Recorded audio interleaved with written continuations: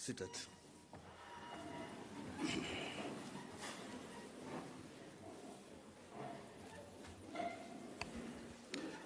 Honorable Dr. Peter Kachavivi, Speaker of the National Assembly, Honorable Deputy Minister of International Relations and Cooperation, Honorable Janelle Matundu, the Chairperson of the Erongo Regional Council, Honorable Benita Imbamba, the Acting Chief Regional Officer of the Erongo Regional Council, all CEOs. Of course, I see we have representatives from local authorities, all the mayors, and members of the management committee, as well as the CEOs, captains of industry, representatives of political parties, traditional and faith-based organizations, esteemed panelists, members of the media, ladies and gentlemen, and all protocol observed. Today is a very big day in the calendar of the Erongo region because we are honored that this 19th public lecture, 19th Dr. Theo Gurirab public lecture is taking place in the Erongo region from where Honorable Dr. Theo Gurirab hails. And he would always say, when we meet, I'm from Erongo, and then I'm from Usakos, but most importantly, I'm from Uikrens. My name is Michael Jimmy.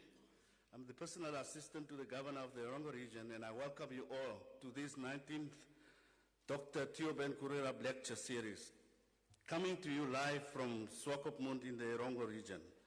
A special welcome is extended to those following this lecture series on our different virtual platforms, the Mirko Facebook page, NBC live streaming, and other social platforms through which this is being broadcast. Since the launch of the Dr. Theo Gurirab lecture series on the 31st by His Excellency Dr. Hage G. Keinkop, President of the Republic of Namibia, the Ministry of International Relations and Cooperation has hosted 18 successful lecture sessions aimed at involving the public in taking an interest in and shaping the policy on international relations and cooperation of the Republic of Namibia. Today, the Ministry of International Relations and Cooperation brings to you the 19th Dr. Theo Gurirab lecture series under the theme, How Can African Continental Free Trade Agreement Benefit Erongo region to be the preferred gateway to Africa and the world at large? It is my privilege now to introduce the panelists joining me this morning to tackle this great topic at hand. On my immediate left, I'm joined by Mr. Tino Hanabeb from the Chief Executive Officer of Erongo Red. And next to him is Mr. Andrew Kanime, the Chief Executive Officer of the Namibian Ports Authority, NAMPORT, followed by the Deputy Minister, Honorable Janelle Matundu, and then we have Dr. John Statler, an old friend and a brother whom I shared trenches with way back in the 80s as student and youth activist. And then we have Mr. Gilbert Boyce from the Wolfies Bay Corridor Group. Our audience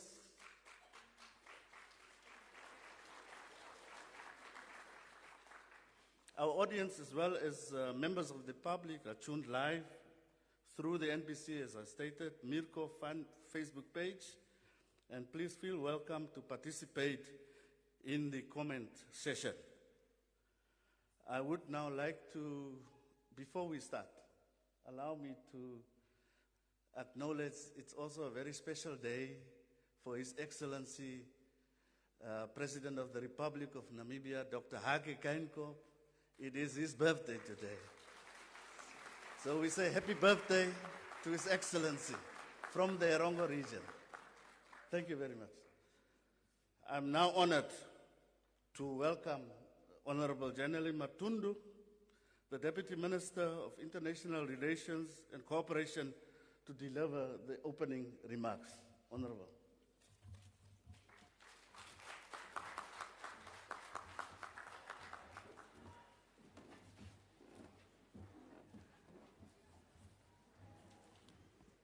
We may be seated.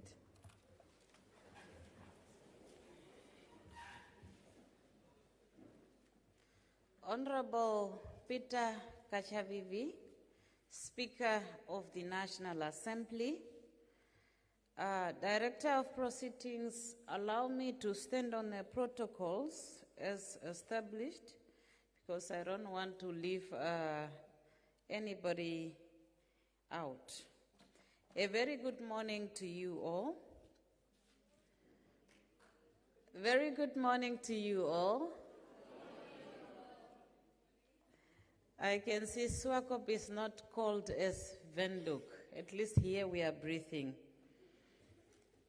Director of Ceremony, allow me to tender the apology of my minister, Honorable Dr. Netumbo Nandi-Ndaitwah, who could not join us this morning. She is the Deputy Prime Minister and Minister of International Relations and Cooperation. She could not be here in this beautiful town or in the region of excellence due to other equal commitments.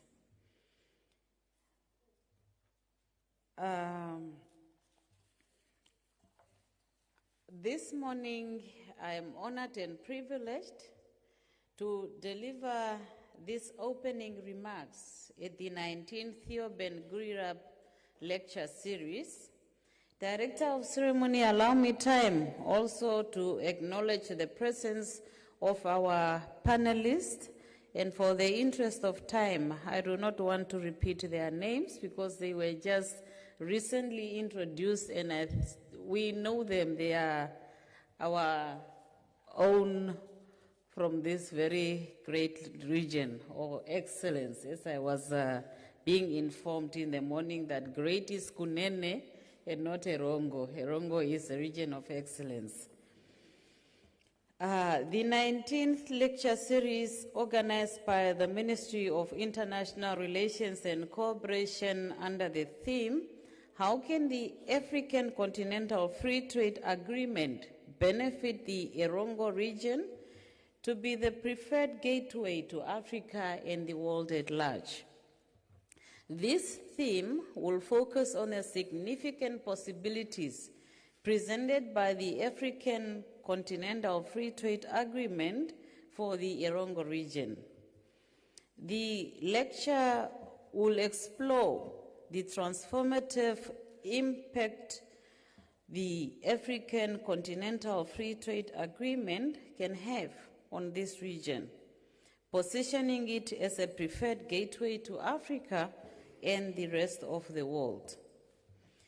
The groundbreaking of the African Continental Free Trade Agreement, which became operational on the 30th of May 2019, is the most extensive free trade agreement globally, uniting the 54 African Union countries, including Namibia and 8 regional economic communities, which are now the RECs.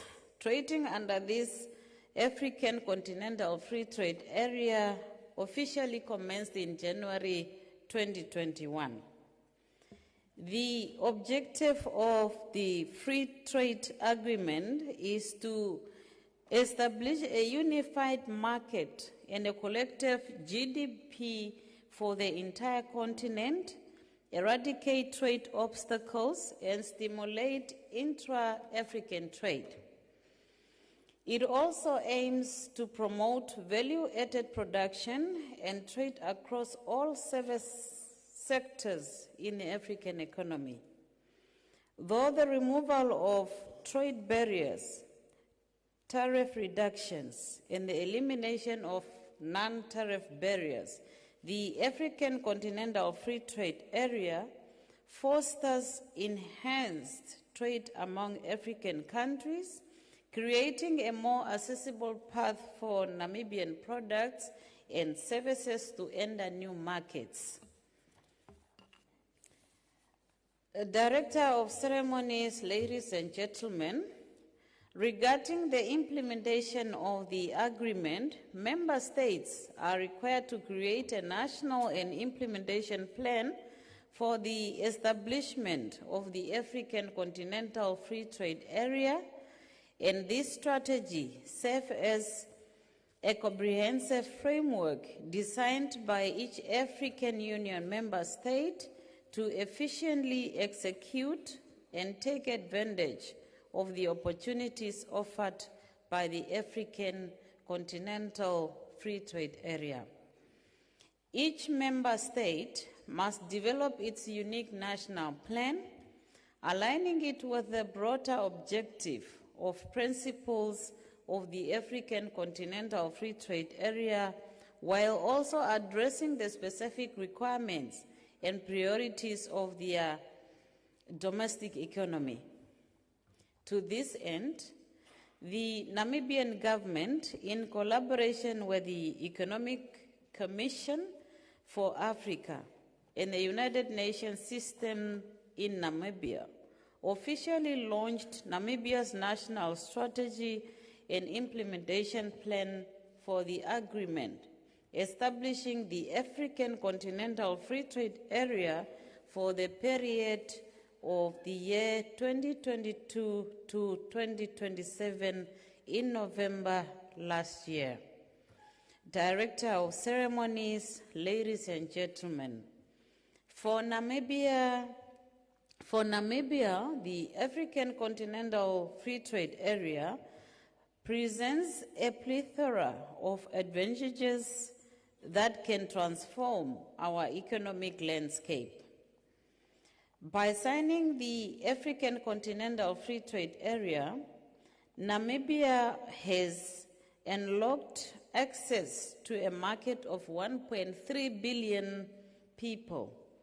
This means that our businesses, both large and small, can expand their reach beyond our borders, tapping into a larger consumer base and creating new avenues for growth.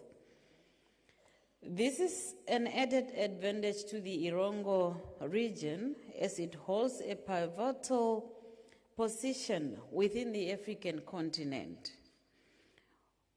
With access to major ports and transportation networks, serving as a natural conduit between the landlocked countries of Southern Africa and the global markets.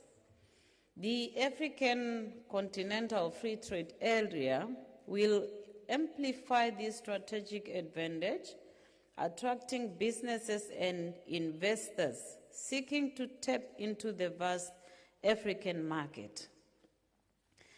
I have come to learn that the advancement of the corridor in the last 19 years has positioned Namibia as one of the select countries catering to a vast region of approximately 300 million consumers through the Walvis Bay Corridor Group, utilizing the port of Walvis Bay as a key entry and exit point.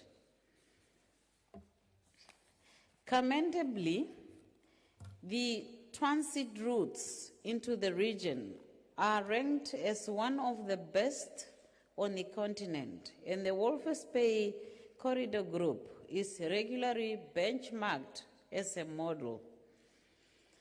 Ports play a crucial role in a country's economy, acting as entry points for domestic, regional, and global trade.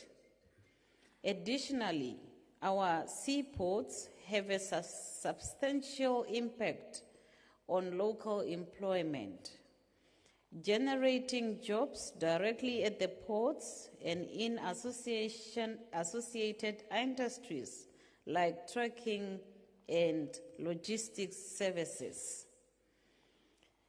Directors of ceremonies, ladies and gentlemen, the container terminal at Walvis Bay has significantly improved Namibia's position in the regional maritime industries, particularly due to its increased handling capacity. This added capacity has the potential to attract larger volume of goods to Namibia and facilitate smoother trade within the region. Namibia's economy has traditionally depended heavily on limited sectors like mining and fishing. The African Continental Free Trade Agreement promotes economic diversification by facilitating trade in a wide range of goods and services. This diversification is essential in mitigating risks and reducing our susceptibility to external shocks, ultimately fostering more stable economic growth. Small and medium-sized enterprises are vital to Namibia's economy, and the African Continental Free Trade Agreement offers them an opportunity to broaden their horizons. The agreement streamlines trade facilitation measures, simplifies customs procedures, and grants access to valuable information, all of which can significantly advantage our small businesses. Directors of ceremonies, ladies and gentlemen, I won't spend too much time discussing the numerous possibilities that this agreement holds for Namibia and the Erongo region. Instead, I look forward to the panel discussions where more insight will be shared about the African Continental Free Trade Area and the advantages it can offer in making the Erongo region the preferred gateway to Africa and the rest of the world. To fully capitalize on the advantages of the African Continental Free Trade Area, Namibia must take proactive and strategic steps. As a country, we need to prioritize infrastructure's development, foster entrepreneurship and innovation, boost our competitiveness, and streamline the business environment. These efforts will enable us to position Namibia as a pivotal center for trade and investment, drawing interest from both local and global stakeholders. As we aspire for the Erongo region to emerge as the preferred gateway to Africa and the global stage, let us explore how the African Continental Free Trade Agreement can positively impact our region and elevate us to greater levels of prosperity and prominence. Director of Ceremony, in conclusion, I wish to express my sincere gratitude for your presence at this 19th Dr. Theo Gurirab lecture series once more. I am optimistic that our discussions will be productive and there will be much to gain from it. I'm looking forward to seeing you at the next Dr. Theo Gurirab lecture series, which will be the 20th lecture series at a venue yet to be determined. With that, I hereby declare the 19th Dr. Theo Gurirab lecture series officially open. I thank you.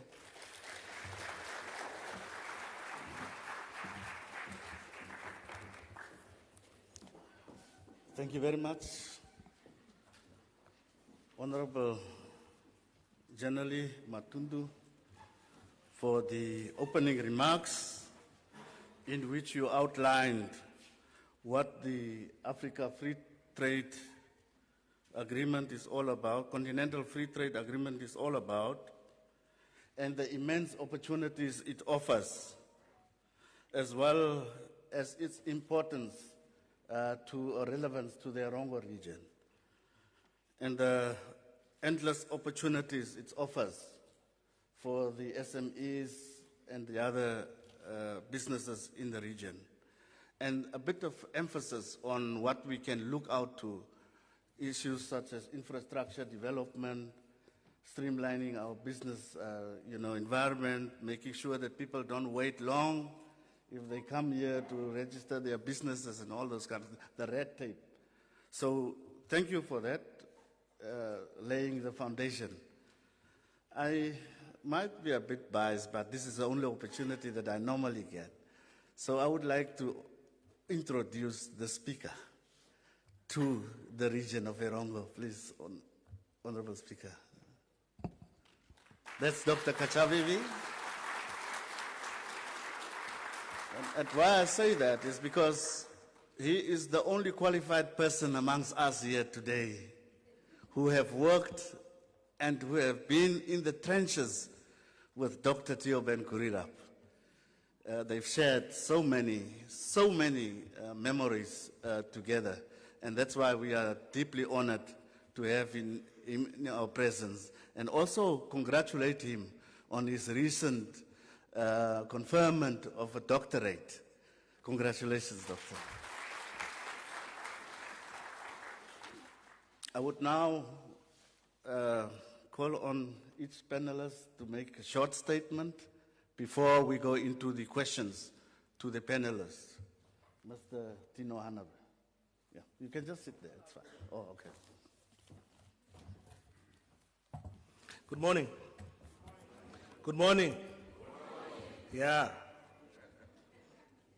Speaker, Honorable Minister, Honorable Councillors, my colleagues, I think it is indeed a privilege and an honor to be part of this public lecture. And as the head of Erongo Red, I would like to say that Africa is suffering from energy poverty. Yet we have massive amount of resources. And we always say water is life, education is the greatest enabler, but electricity is the greatest catalyst. It enables everything. And through addressing electricity access or energy access, we would be able to foster and enable agriculture. We will enable and reduce poverty and industrialization. And I believe that electricity access is not negotiable for every leader. If you are a leader, you can't negotiate access to electricity.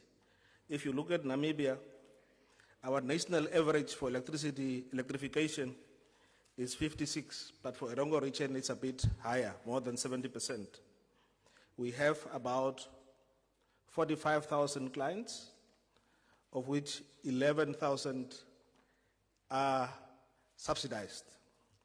Africa needs $25 billion annually to be able to meet its energy demand on an annual basis. Now for us in Erongo region, we need around 300 million Namibian dollars, not annually, fortunately, but at least if we can get 30 to 40 million a year, we will be able to electrify and give greater access to our community. In our region, in terms of projects for electrification that we have, if you look at between ourselves and Nambawa, we are probably looking at 300 megawatt that we plan to establish or add to the grid. From our side, around 30 megawatt, and the other 270 is for Nampawa. That includes Khan, Anigas, Omburu, and the Arandes projects. If we look at our installed capacity for the region, we are around 120 megawatt, of which currently we are utilizing 105 megawatts that we are using as the region. But as Africa, if we have that energy deficiency, there was a lot of talk about the Inga Dam, and that I still remember that our founding president always spoke about that Inga Dam, and we are still talking about it. And Honorable Deputy Minister, Speaker, if as nations we are talking about the Inga Dam for the past 15, 20 years, having an agreement of this nature, how do we make it meaningful? How do we reintegrate it? And how do we get benefit out of it if we cannot take off that project for the past 20 years? I also want to add that currently, as Namibia, we import electricity, but when you look at those imports, the currency of trade is US dollars, right?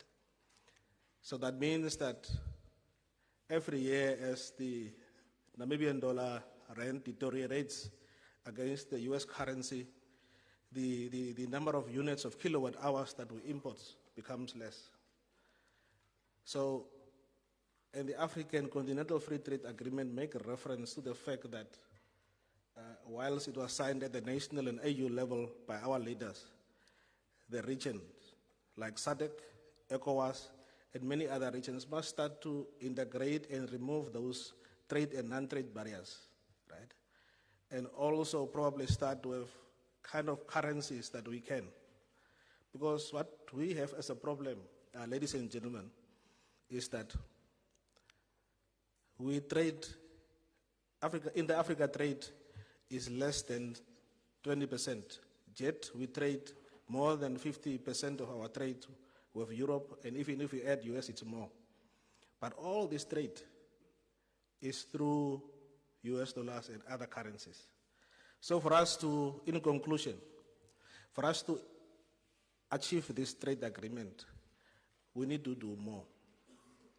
We have recently seen, Speaker, it's good that you are here, Honorable, Your Excellency.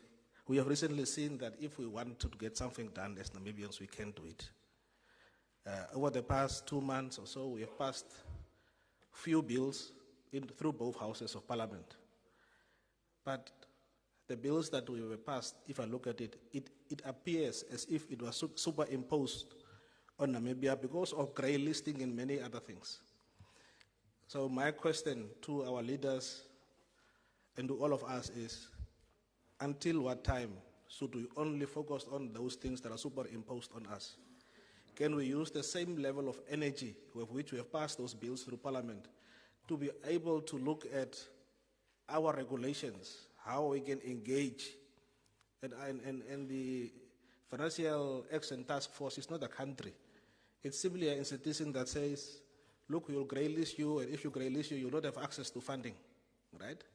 But yet, we are buying electricity in US dollars from Zambia and Zimbabwe and all the others otherwise. But that's my quest to say, if we have that ability to be able to focus our energy and get things done, and we can do it as a nation. We have seen how much energy is spent on green hydrogen, which is also an enabler for the future. So if we can have so much amount of energy and reorganize and reprioritize, we will get so much done.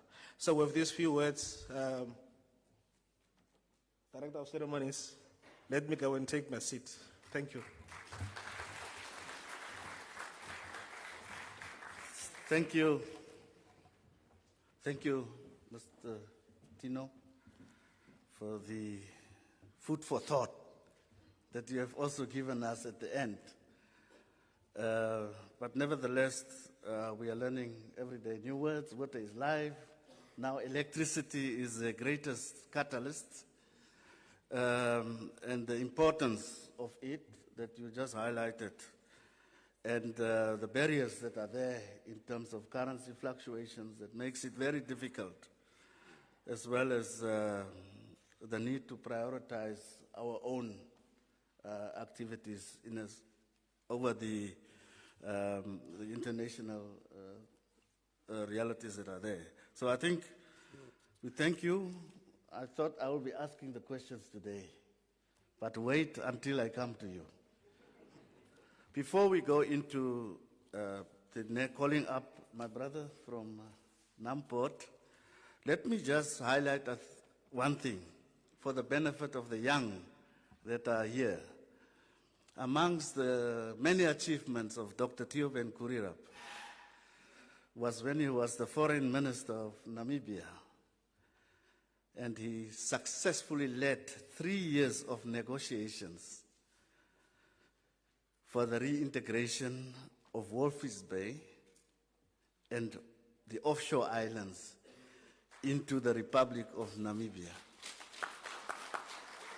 And I think this has relevance to my brother who will come up next, because people like Dr. Kachavivi and Dr. Theo Gurirab had bigger dreams. And they must be happy. Dr. Kachavivi is testimony that one day when he goes, he will tell, no, there was an Africa Continental Free Trade Agreement that took effect. And Walvis Bay was at the core of that agreement. The same Walvis Bay that you championed to bring back to Namibia is the one that is championing the developments in that. We thank you all for that. Mr. Kanime, please tell us.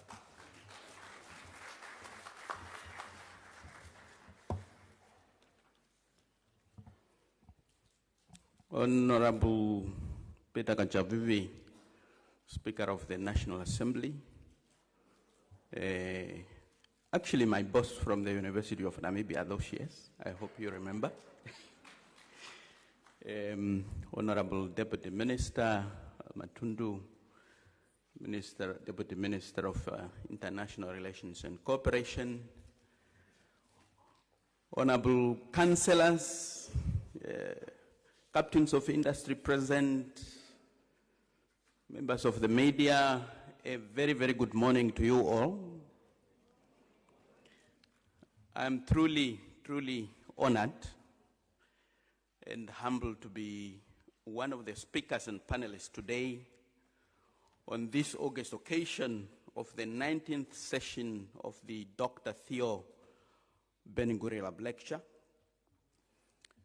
The Dr. Theo Gurirab series of lectures are one of the very important events on our national calendar, where we take stock of various matters within the spectrum of international relations and cooperation, including assessing the impact that they have on the development of our nation, the realization of national development imperatives, and of course, the sustainability of our peace and stability.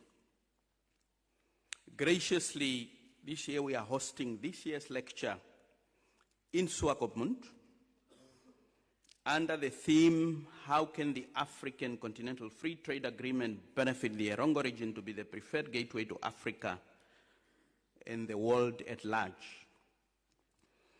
I'm therefore especially delighted to provide a perspective on the theme for the 19th session, and specifically, especially the role that our ports can play to enable Southern Africa, Namibia, and of course the Erongo region to leverage off and actually benefit from the opportunities that are provided by the implementation of the African Continental Free Trade Agreement.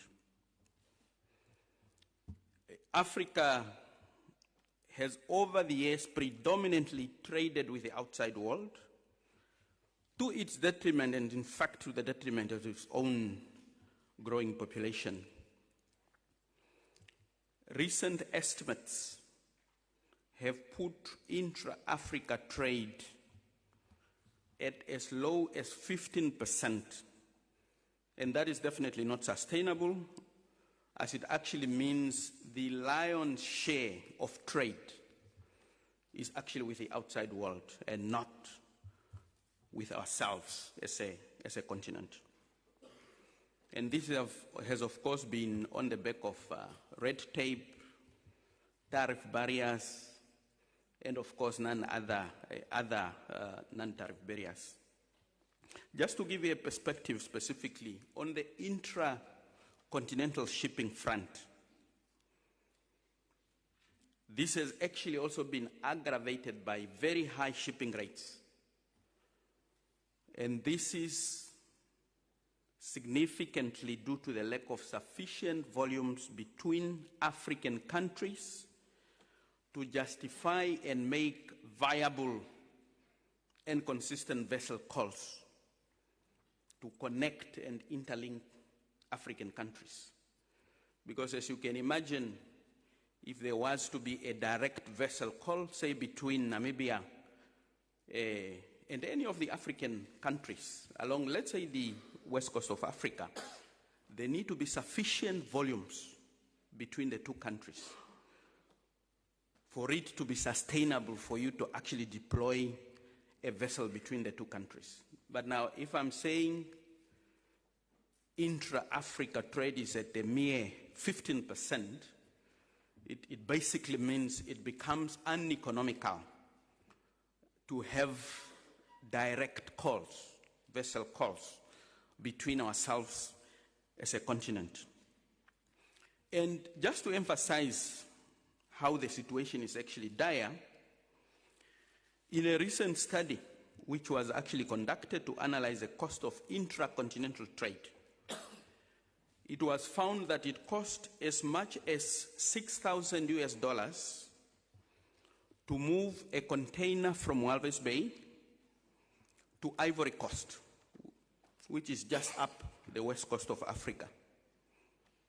However, to ship the same container from Walvis Bay to China in the Far East, it cost $1,400, which is about 4 times less compared to what it cost actually to ship a vessel, a container to Ivory Coast. Where still, as I said, there's definitely no direct vessel sailing between Namibia and Ivory Coast. And therefore, for a container that is originating, say, from Walvis Bay, destined for Ivory Coast, it first has to be shipped as far as to Singapore before it can actually be transshipped back to Ivory Coast. That's how worse the situation actually is.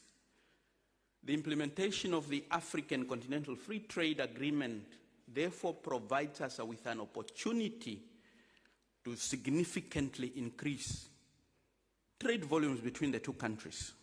As indicated by the Deputy Minister, one of the critical objectives of that particular agreement is to remove trade barriers.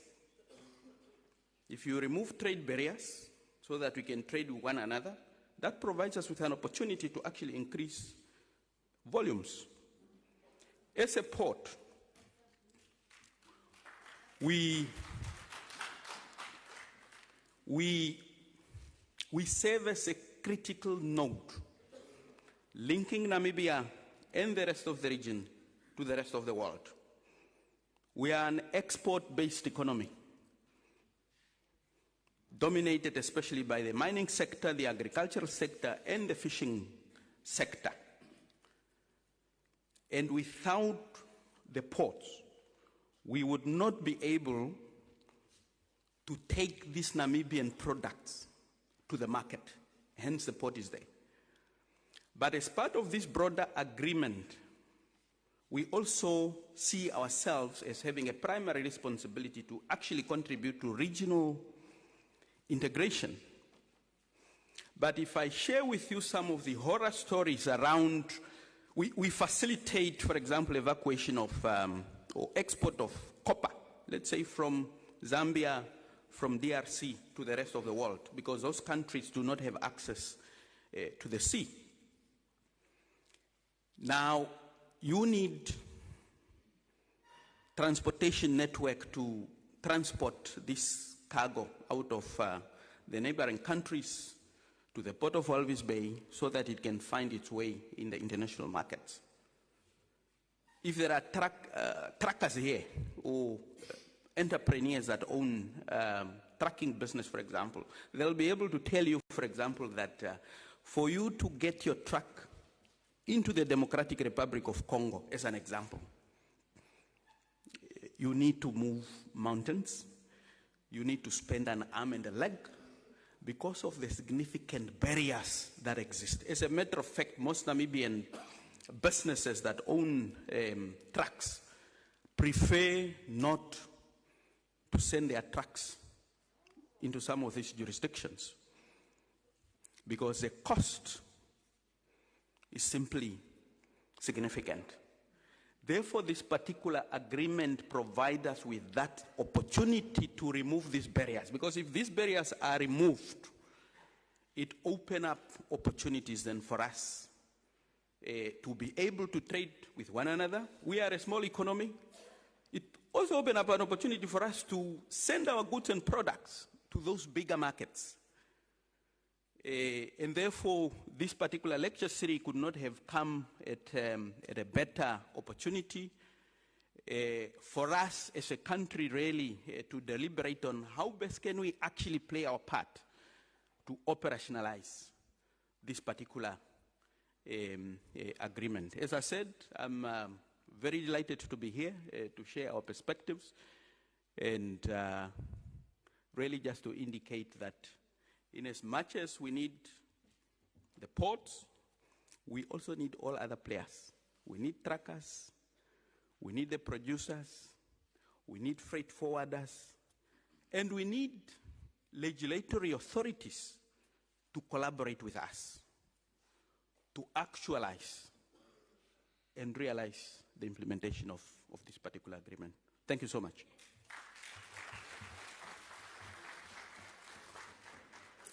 Thank you, Mr. Andrew Kanime, for your input on the realities faced by the maritime industry in the country, as well as the various barriers that are there that makes it difficult for some of these things to happen. I am very happy that you also mentioned that in order for us to move forward, some of these barriers have to be removed.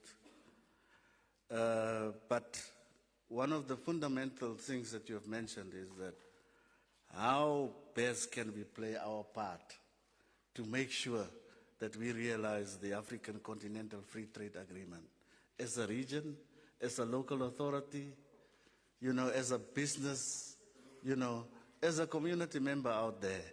Maybe from Ukraine, we don't know. So, thank you very much for that input, and I think the inputs were very valuable. I now have the pleasure to call on Dr. Statler to make his short statement.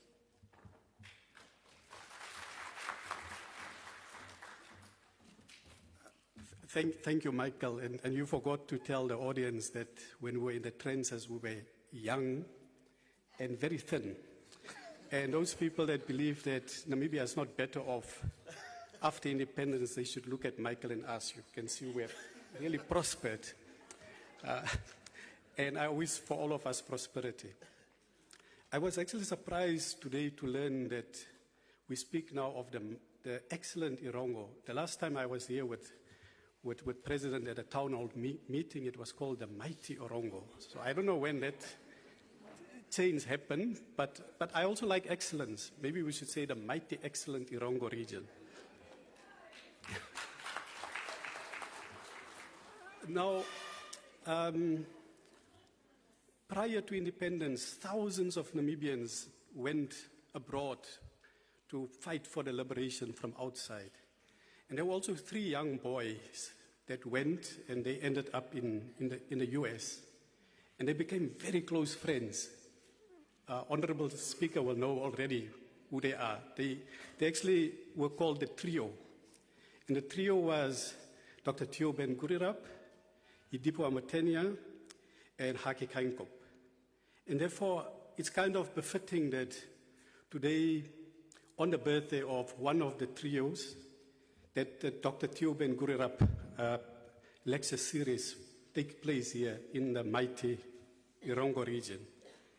And I would like to congratulate the Ministry of International Relations for keeping the series alive. This is already the 19th one. Now, I recall when the first one came and the idea was mooted that it should be on a quarterly basis, I was one of the people, Honorable Minister, that was skeptical. I said, you won't have enough content to keep it alive. Why don't you have an annual public lecture? Because to have it on a quarterly basis, it demands a lot of commitment, and therefore applaud to the Ministry of International Relations for already having organized the 19th one.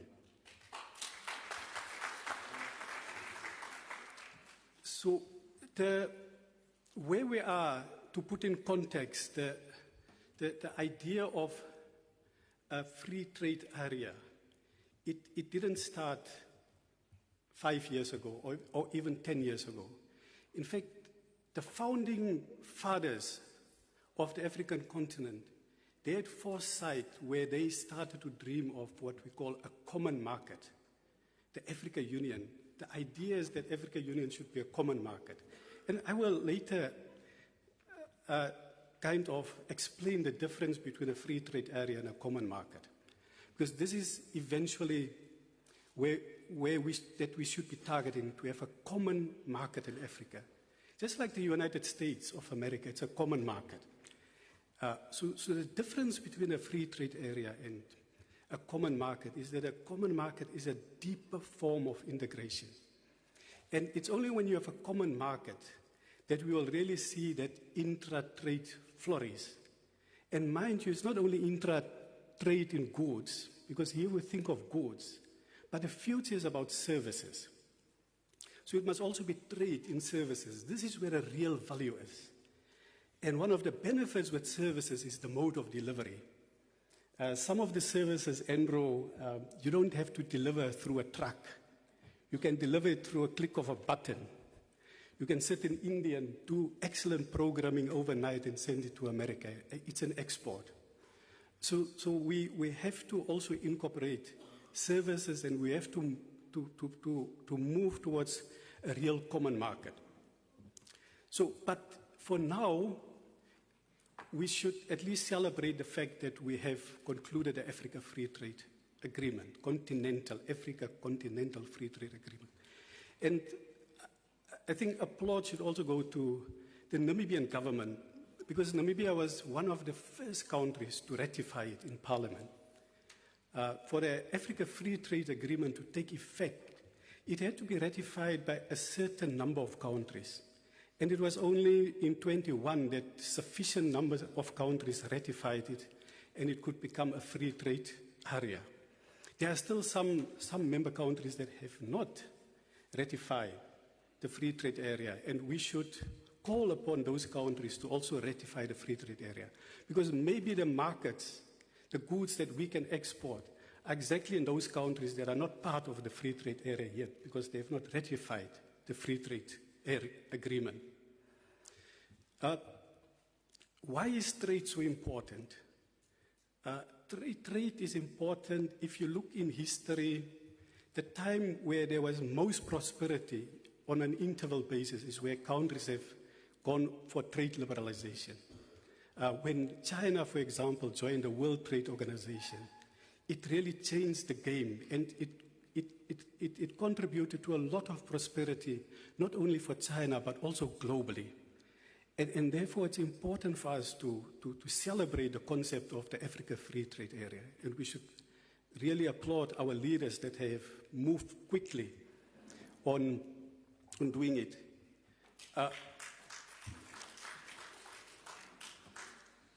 But there's always a but. And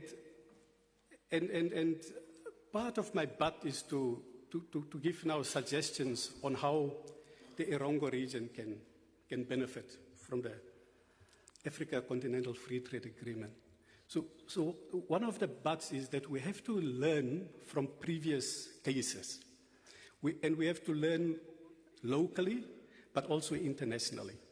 So if you look at it locally, you know that in 2008, SADC countries came together and they signed the SADC Trade Protocol.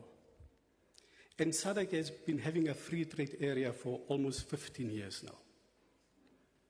So we should look at why is it then, Andrew and Tino cited the low levels of intra-Africa trade. But even just at SADC, there's a low level of intra-SADC trade. It's more or less the same percentage. It's about 15-20%. So why after 15 years, though 15 years of free trade experience, just in our sub-region, why after 15 years are we not seeing that benefit of intra-SADC trade, which will then lead to prosperity, to growth and prosperity? Why is it that we still see skewed trade? Let's even go a level lower from SADC to SACU. So SACU is a deeper form of integration than SADC, economic integration, because there we have really free movement of goods. And there's also some issue in the CMA, there's also currency that's moving freely.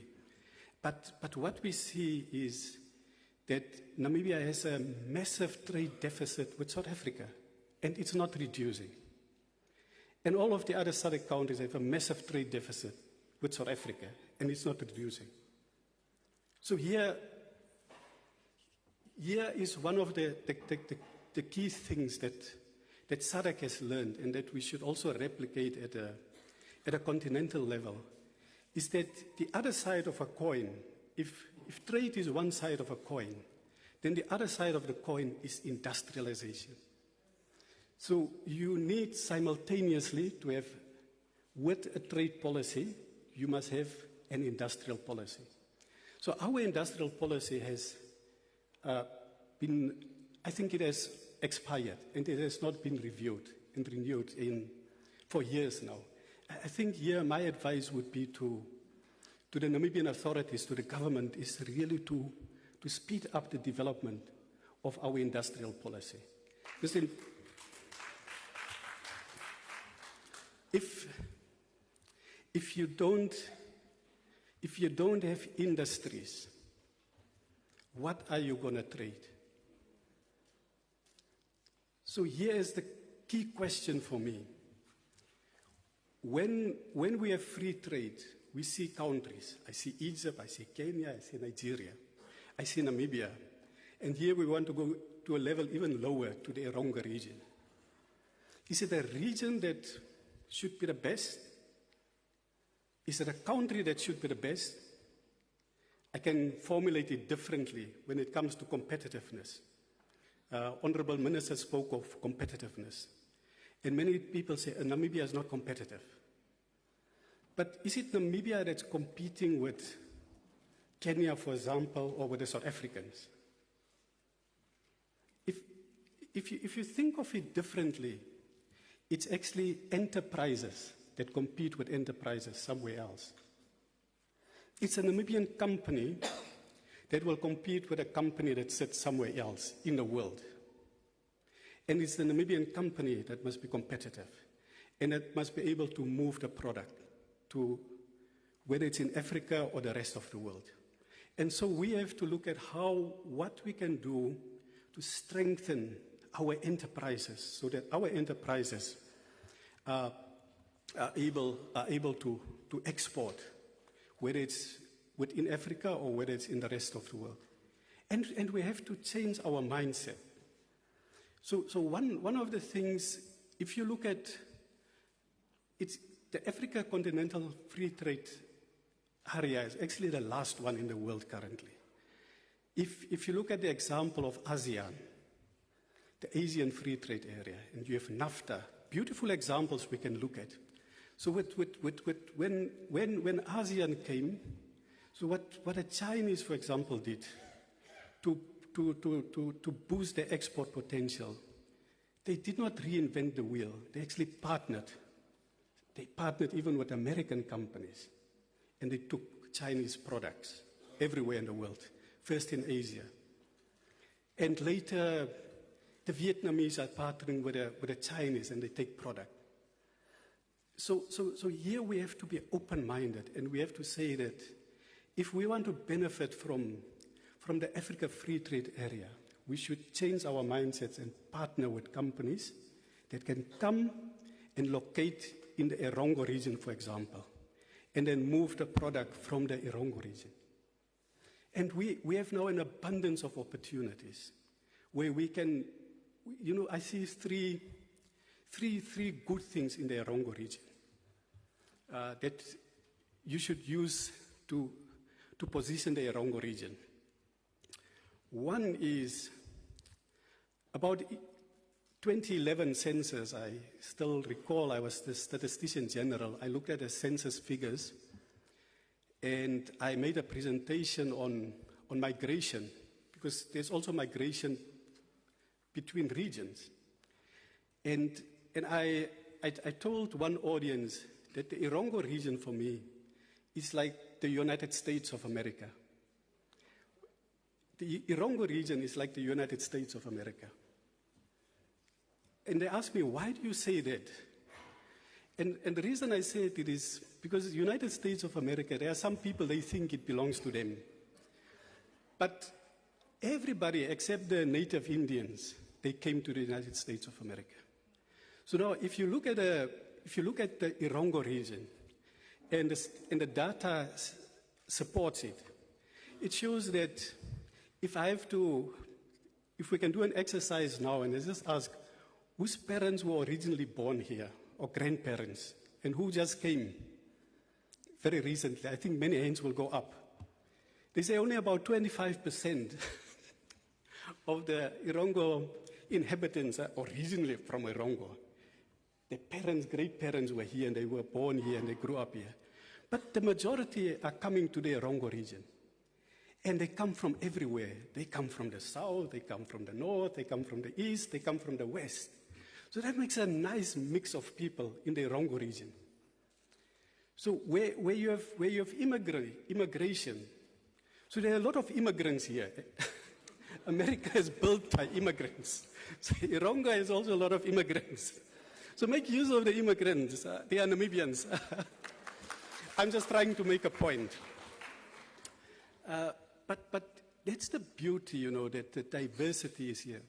So that's number one. Number two, where I see Erongo has huge potential, is that if you can stand here where I'm standing, you see young people.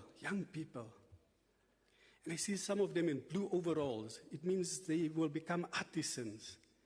So countries are built not by doctors like myself that are theorists. If a light bulb goes up now, they wouldn't call Dr. Statler. I will call one of those artisans.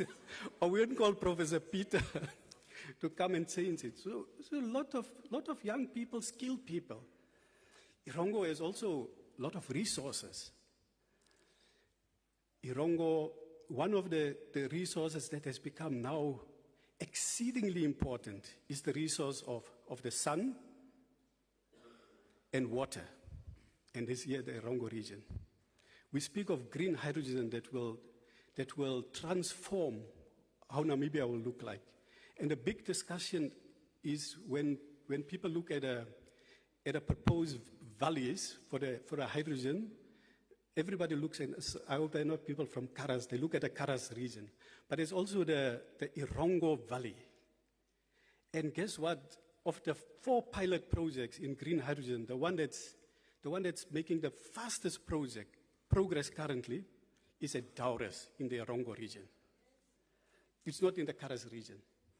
And so the Erongo Hydrogen Valley has tremendous potential. And you have to see how you can do that. Daures Valley, Daures village, and it's from a village level. You know, when you have economic development that doesn't come from the top, but from the village, not even from the constituency, but from the village, imagine the prosperity that you can create. So Daures Valley tells me that even before they have produced green ammonia, the people in Africa, Zimbabwe already wants green ammonia. Because one of the great opportunities in Africa, Tino cited electricity, but one of the great opportunities in Africa is agriculture.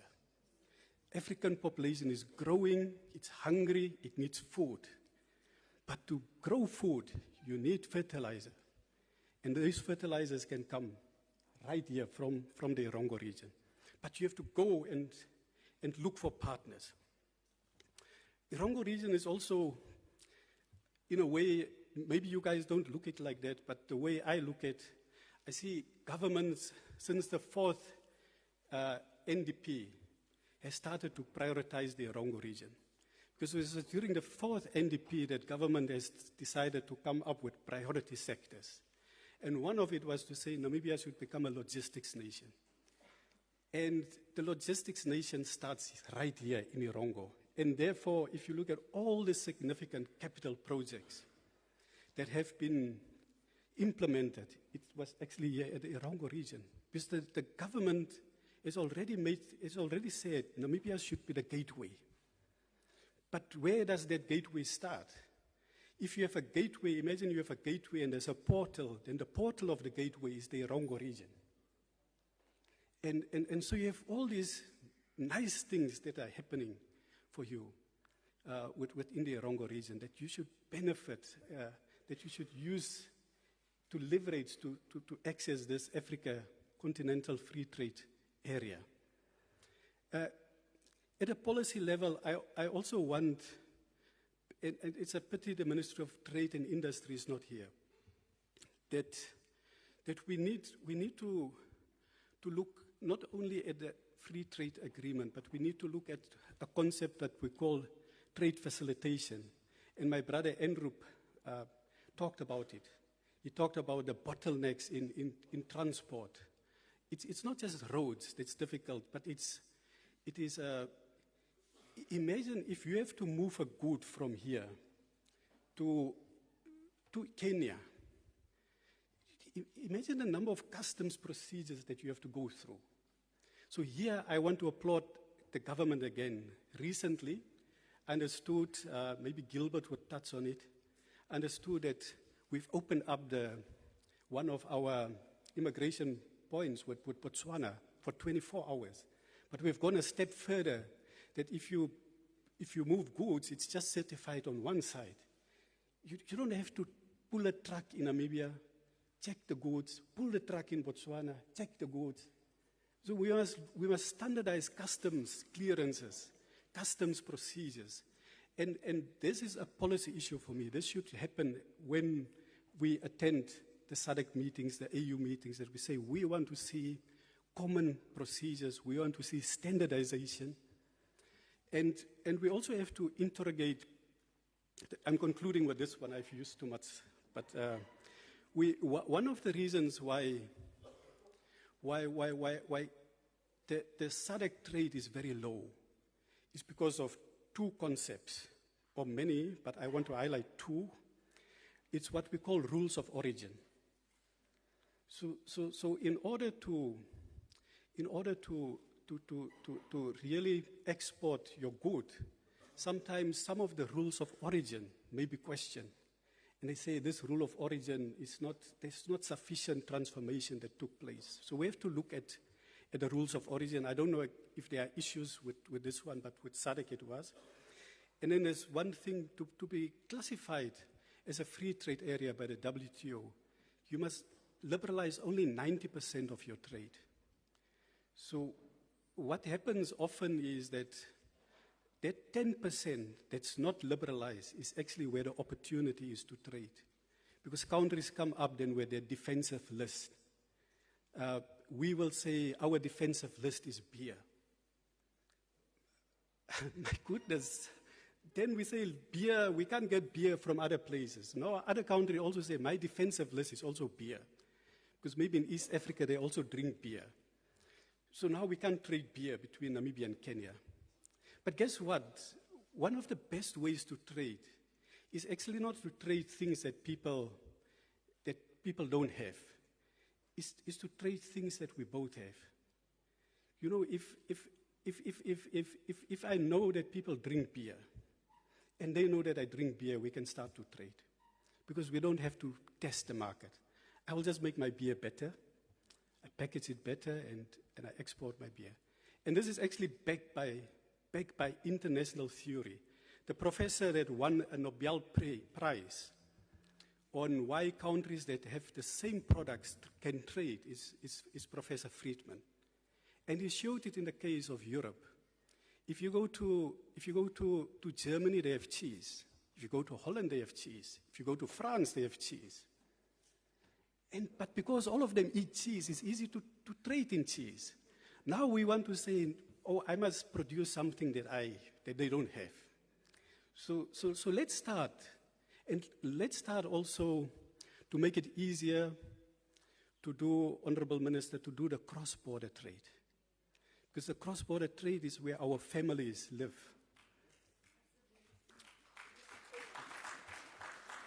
And finally, I'm now sounding like a pastor, finally. I said, it's enterprises that trade. But the critical thing that we must also understand, at the end of the day, is people that are coming together. And we must make it easier for the African people to move. I applaud here again the government that has now extended a number of countries where they can get a visa upon arrival. But we must promote that movement of people, because it's when I meet a colleague from Zimbabwe, say, wow, what are you guys doing? Can't we do business? Yes, we do business. So there are a lot of opportunities for the Erongo region and also for Namibia. Thank you. I've overextended my stay, Michael, but since the other three colleagues are from the Erongo region, and it's only Deputy Minister and I, we're not from here, so I think we should get more time.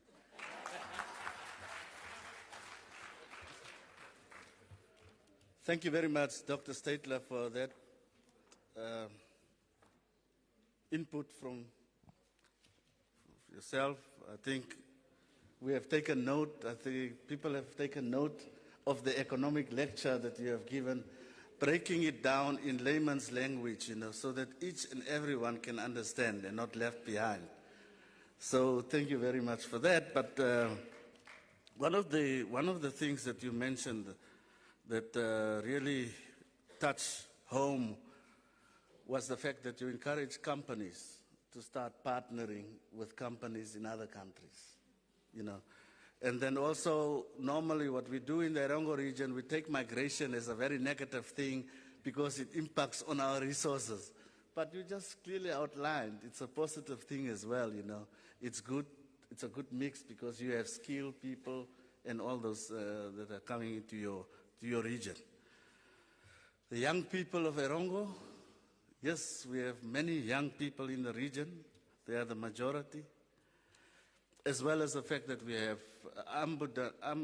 ample resources of sun and water that we need to utilize and take advantage of. Case in point, the Green Hydrogen Valley in the Daures constituency. We need really people. Let's go there. Let's see. Let's learn. It is within our region. The fact that the logistics hub, it starts here in Erongo region, not in other places, but here in Erongo region. Of course, there are other issues that we also raised, more high-level economic issues such as the rules of origin, as well as the issues of trade liberalization, you know. So those are the things that we need to look at. But more importantly, let this discussion not end here.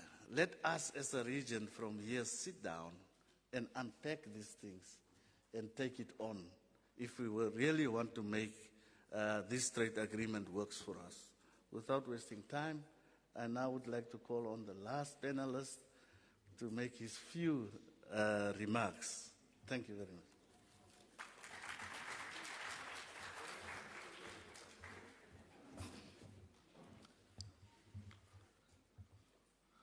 Honorable Speaker, Honorable Deputy Minister, Director of Proceedings, please allow me also to stand on the established protocol in the interest of time.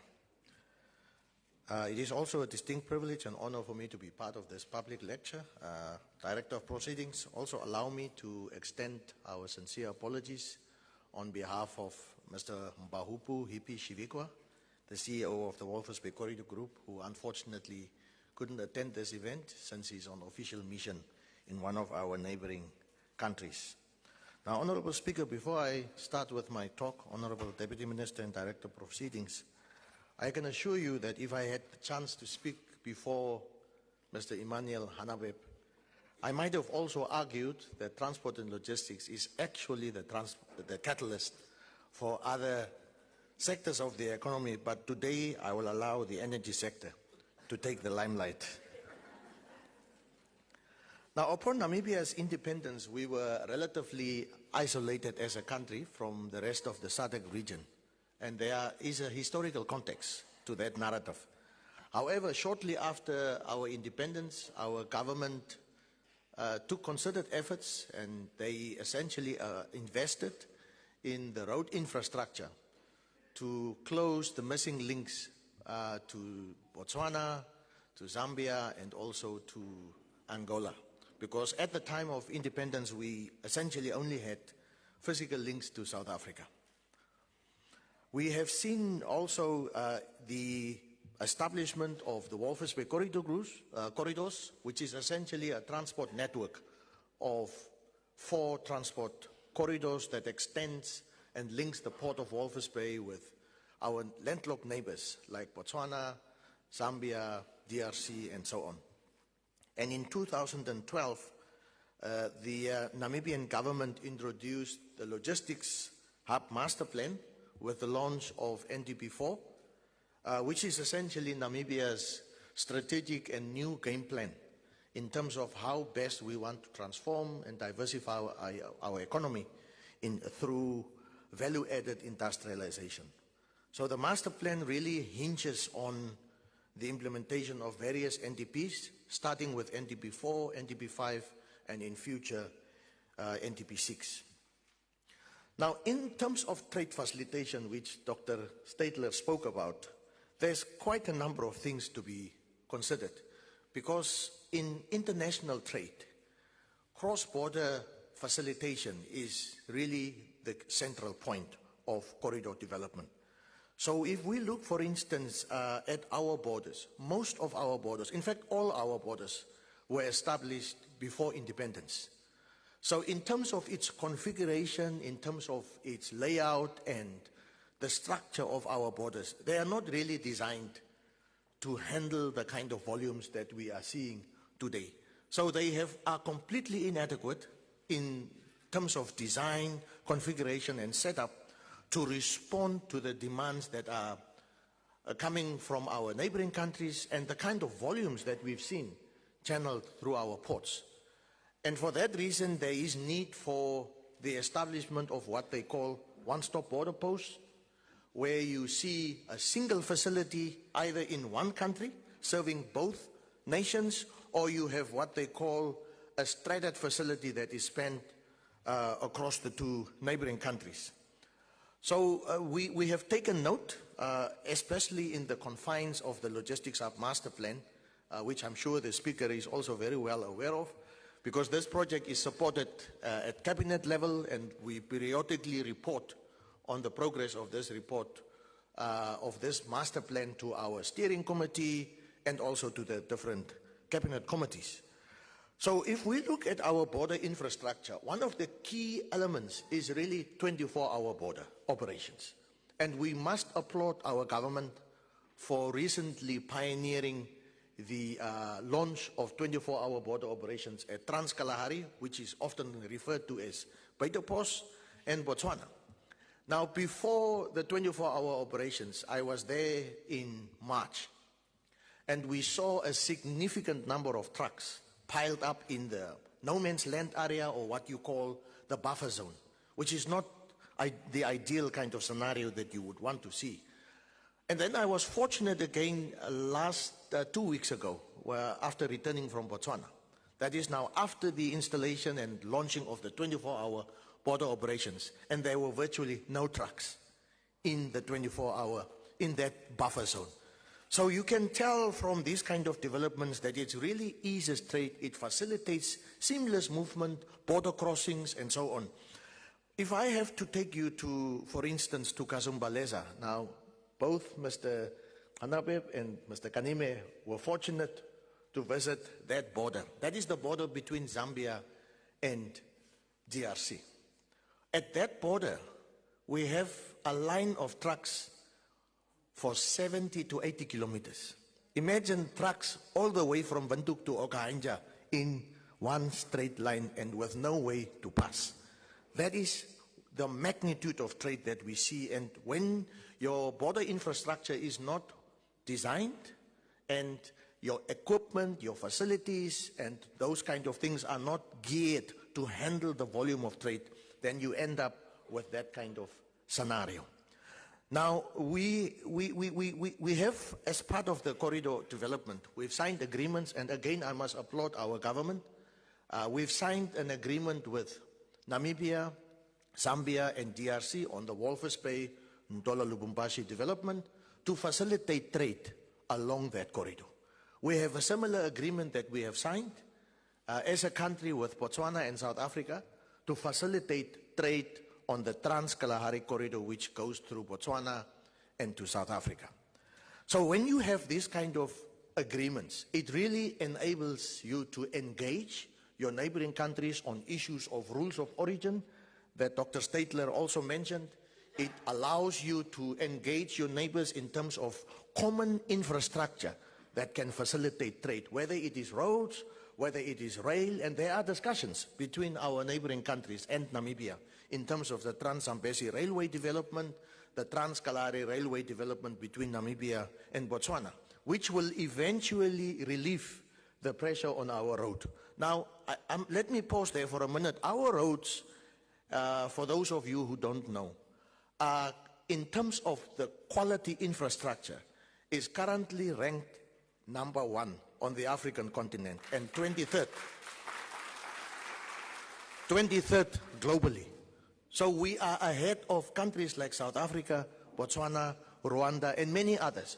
And our roads are effectively compared with roads in Spain, Canada, and those kind of first world countries. So it takes enormous resources to maintain that kind of infrastructure. But if we allow the inefficiency in one mode of transport, like the railway infrastructure, that will completely negate all the gains that we have made in terms of our road infrastructure. So we, as a government and as state-owned enterprises and private sector, we continuously have to strike a healthy balance in terms of those different modes of transport. And when you have a port like Walvis Bay, which is one of our flagship ports, and it is really geared that in the foreseeable future, there will be significant amount of volumes coming through our port. In fact, we are working with experts from Japan who are predicting that in 5 years' time, we may see a 3-fold increase of trucks on our roads if we don't continue to invest in our railway infrastructure. So when we look at the Logistics Hub Master Plan, we are obviously also taking cognizance of key enablers and strategic or critical success factors, if I can put it like that, where we are also looking at aspects of incentives for bonded warehouses, for 24-hour border operations, and also embracing ICT, where you are now looking at digitalizing your operations at the borders, digitalizing your operations at your way bridges, and so on. And of course, also at the port. So taking cognizance of this, and before I take my seat, now, by the way, the Walvis Bay Corridor Group, contrary to what some believe, is actually not based in the Erongo region. Our office is in Bantu. So for that reason, I do echo the sentiments of Dr. Statler that I should probably also ask for some additional allowance. But I'll be done in a few minutes. Briefly on the Africa Continental Free Trade Agreement. In the context of international trade, and at the backdrop of the Africa Union Agenda 2063, which is basically Africa's strategic blueprint and master plan for transforming the Africa into a global powerhouse of the future, especially in terms of the Africa we want. We have, and obviously, following the signing of the Africa Continental Free Trade Area, that, in our view, really sets the stage for small and open economies like Namibia and Botswana and others to have access to a larger market. And as of today, it is estimated that the African population is at 1.4 billion. That is the market that we access as a small economy like Namibia. And when you have pioneering and emerging industries like the green hydrogen, as well as oil and gas, which, if well developed and structured, really would be significant game changers to diversify Namibia's economic landscape and also generate economic spin-offs.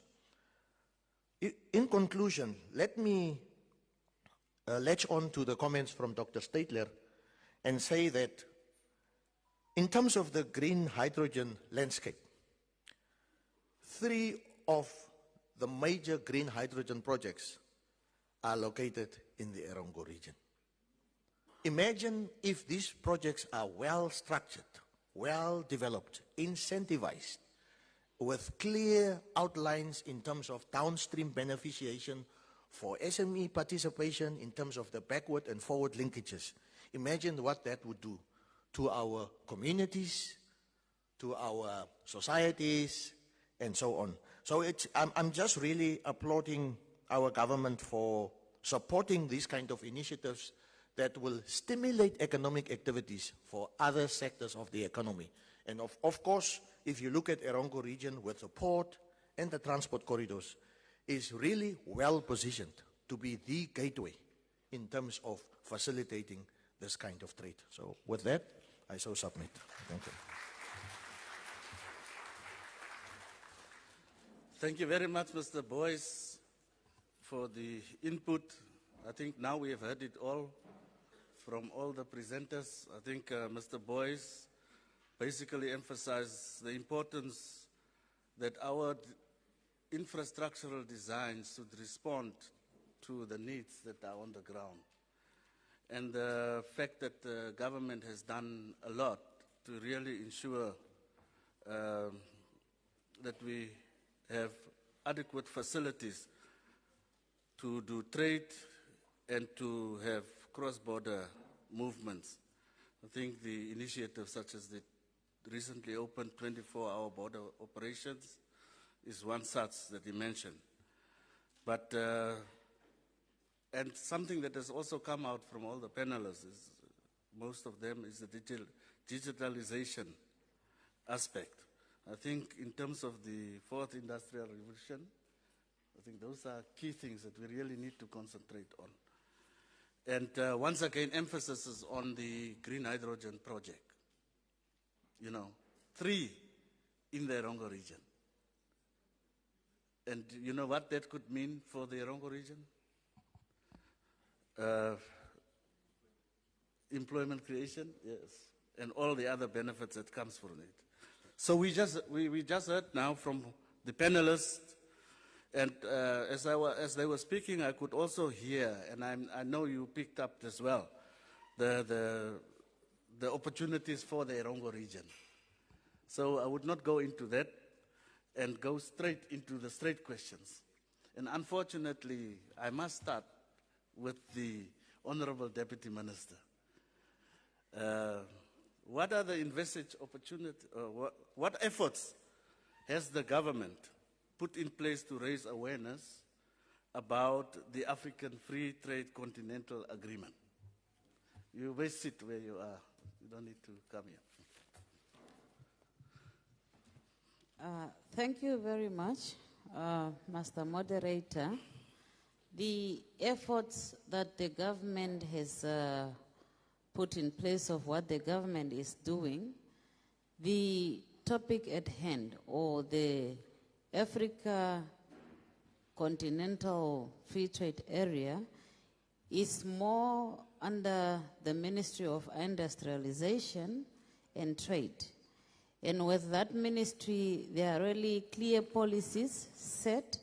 And in my opening statement, I have also talked about the national plan that each and every country or member state is expected to come up with their own that will fit their own kind of ideologies. So really, the measures are there and visible.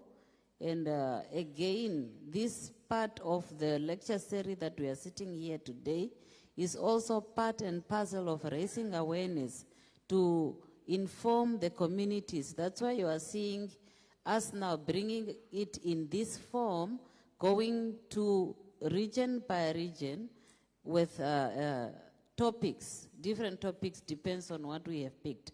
But the fact that we are here today talking about the Africa Continental Free Trade Area is part and parcel of raising the awareness or letting the community know of what is happening around the country. Thank you very much. Thank you, Honorable. I will not play a devil's advocate role today and not follow up with a question, but instead I will go and pose a question to Dr. John Statler. Of course, for the benefit of doubt, I didn't want to say where he is now. He will tell us himself at an appropriate time. Dr. Statler, what are the current trade barriers in the existing legislative framework, and how should Namibia go around with eliminating them?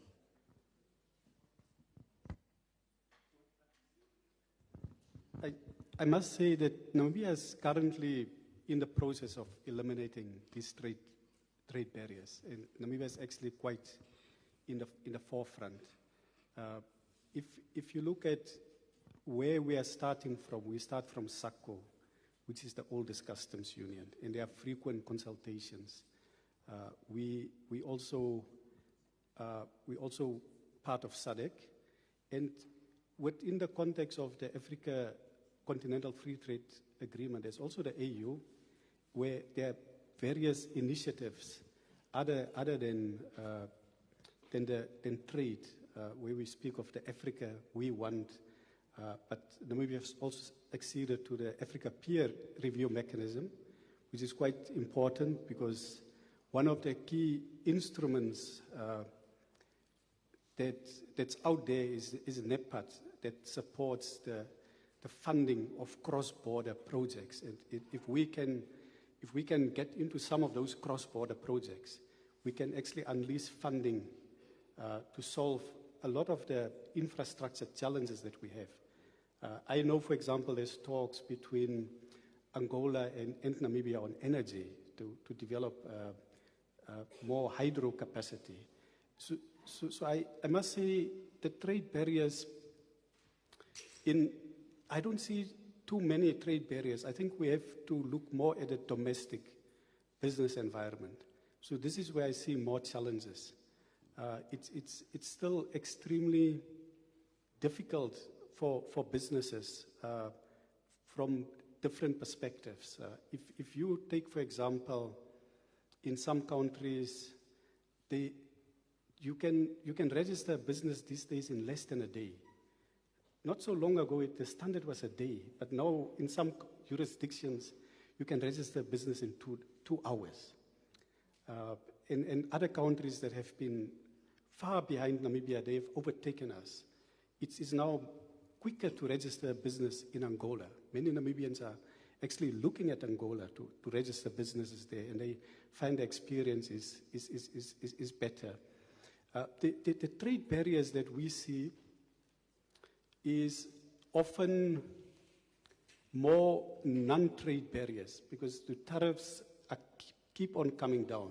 But the trade barriers are there. They are like sanitary measures, phytosanitary measures, and it's more actually on the trade facilitation. This is where we should pay trade and investment facilitation, where we should try to make it, streamline it, and just make it easier. Thank you. Mr. Andrew Kanime, how can the maritime industry benefit from the African Continental Free Trade Agreement? Of course, you have, in your short introduction, highlighted a few of them. Thank you. Thank you for that question. I think, in addition to what I have actually said earlier, how can the maritime industry, or in fact the Erongo region, which is the theme of this lecture series, benefit from the implementation of the free African Continental Free Trade Area in the first place would certainly enable us to have access, right, to a bigger market. One of the key challenges that we face, I think, as a country is the fact that because we are small, most investors shy away actually from coming to invest here. Yes, we have a political, we have a stable political environment. We've got a conducive business environment, I think, in relation to many jurisdictions. But one of the challenges that we have is the numbers. Somebody wants to come and set up here, maybe a factory for Toyota, right? The environment is conducive, but then the numbers. Now, if this particular agreement is actually implemented, it enables us to access this bigger market, right? So it will make it attractive for investors, obviously, to come and set up shop here. At the same time, partner with local businesses, create employment for locals, because in addition to the conducive environment, we are now actually able to access the bigger market. That's one. Number two, I said one of our critical roles is obviously we serve as a critical link between the region, Namibia, and the rest of the world. Now, simplistically, the bigger the volumes that we move through the port of Walvis Bay, as an example, the more the opportunities for the rest of the economy. Because increased volumes that are actually going through the port of Walvis Bay actually means, simplistically, he was talking about a long list of trucks, right? Or a long queue of trucks. The more trucks, for example, would be required to transport this cargo. The more drivers we require. The more fuel would, for example, be required to ensure that these trucks are actually able to move cargo. The more our local economy within the region will benefit. Accommodation facilities will boom, right? Consumables, the retail sector will absolutely benefit. And therefore, employment creation is is also one of the outcomes of the implementation of this particular agreement. Directly, of course, as a port, we contribute then to the fiscus in more taxes, but also indirectly, there are so many other industries that are actually dependent upon the activities within the port.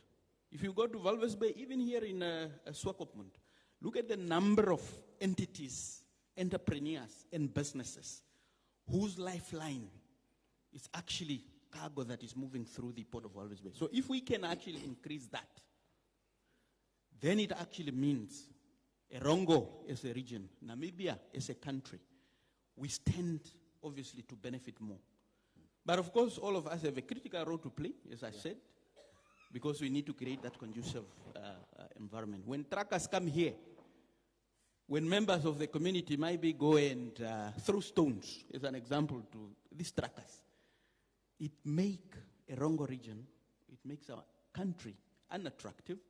So those are some of the things that, because when we talk about creating a conducive environment, we tend to look at government, where is the infrastructure, but all of us, even truckers, cost effectiveness is absolutely key. If you charge higher prices, importers and exporters will route or reroute their cargo to other ports, obviously within the region. So I think in summary, really, all I can say is that if we can get to the actual implementation of this agreement, it can only actually benefit us. We probably stand to benefit much more as a country, given the fact that our small economy, once this is implemented, becomes a thing of the past, because we will now be able to establish competitive and sustainable businesses because of the access that we have to other markets. Okay, thank you. Back to Dr. Stadler. Now, there are fears of significant traffic revenue losses and an uneven distribution of costs and benefits are among the main obstacles on the continent's integration. What can we do to align all these things? Well, firstly, I think we have to tell people that those fears are unsubstantiated. I don't think there will be massive revenue losses. There will be, because tariffs have been coming down since the GATT, and we're at a level where we don't depend so much on revenue from tariffs. But where countries still heavily depend on revenue from tariffs, I think it's good then to look at a tax system in general. And here the concept of broadening the tax base is important. So if in the case of Namibia, we collect about almost 30% in relation to GDP of tax. And a part of it comes from taxes on trade. So Namibia is a bit better off. There are some countries, they depend heavily on the tax from trade. And sometimes it's linked to one commodity. So it will be up to each and every country to come up with a plan on how to diversify the collection and broaden the tax base. And I think Namibia here is already one of the countries that has shown that it can happen. But the collection and the broadening is one thing. Now, we must also look, you mentioned the issue of inequalities. So we must also look at the progressivity of tax, so that people that can contribute more should contribute more. And people that are not in a position to contribute, they should pay less tax. It would appear to me that in the case of Namibia, that our tax is relatively progressive. I think maybe we could bring more progressivity into the tax, but generally you find that apart maybe from the VAT, that where everybody is equal, that we have a progressive tax system. And my advice would be for each and every country to look at the tax system and to reduce reliance on revenue from trade in goods in particular. We should also look at, sometimes we don't want to, we are critical, but we look at one of the taxes that the Namibian government has seen where the government is losing taxes through e-commerce. You sit at your computer, order a book, boom, your book is here, and you don't pay tax on it. In other countries, you actually, the operator collects the tax on behalf of government. And so this is how you then replace your tax. As you see your tax is coming down from one source, then you replace it gradually. Okay, thanks. Mr. Boyce, what is the Walvis Bay Corridor Group doing to ensure that there is proper coordination between road, rail, sea, and air transport stakeholders to ensure that strain is not put on one of the over the other, you know, and one is not to the detriment of the other. For example, we have a proper road network while the rail network is not yet there. Could you tell us, please? Yes, thank you. Yes, following an established track record that we've had in terms of corridor development, and here I must recognize our central government, our state-owned enterprises like NAMPort, Transnamib, Roads Authority, Road Fund Administration, amongst others, who are part of the Walvis Bay Corridor Group, because we are a public-private partnership consisting of both public and private sector stakeholders to start with. So given that setup, we are fortunate to rely on our public entities in terms of policy and regulatory guidance and insight. And we are also at the same time relying on our private sector to realize the business. So that is the normal order of business for the Walvis Bay Corridor Group since our establishment in 2000. And we have been working with all the stakeholders in the public and the private sector domain to facilitate trade, to develop business for our ports and for our industries, and also to foster for and lobby for infrastructure development. Now, so that was since 2000. In 2011, with the advent of the formulation of NTP4, the Namibian government found itself at the crossroad to interrogate the previous NTPs, NTP 1, 2, and 3, who were largely focusing on mining, agriculture, and those kind of extractive sectors.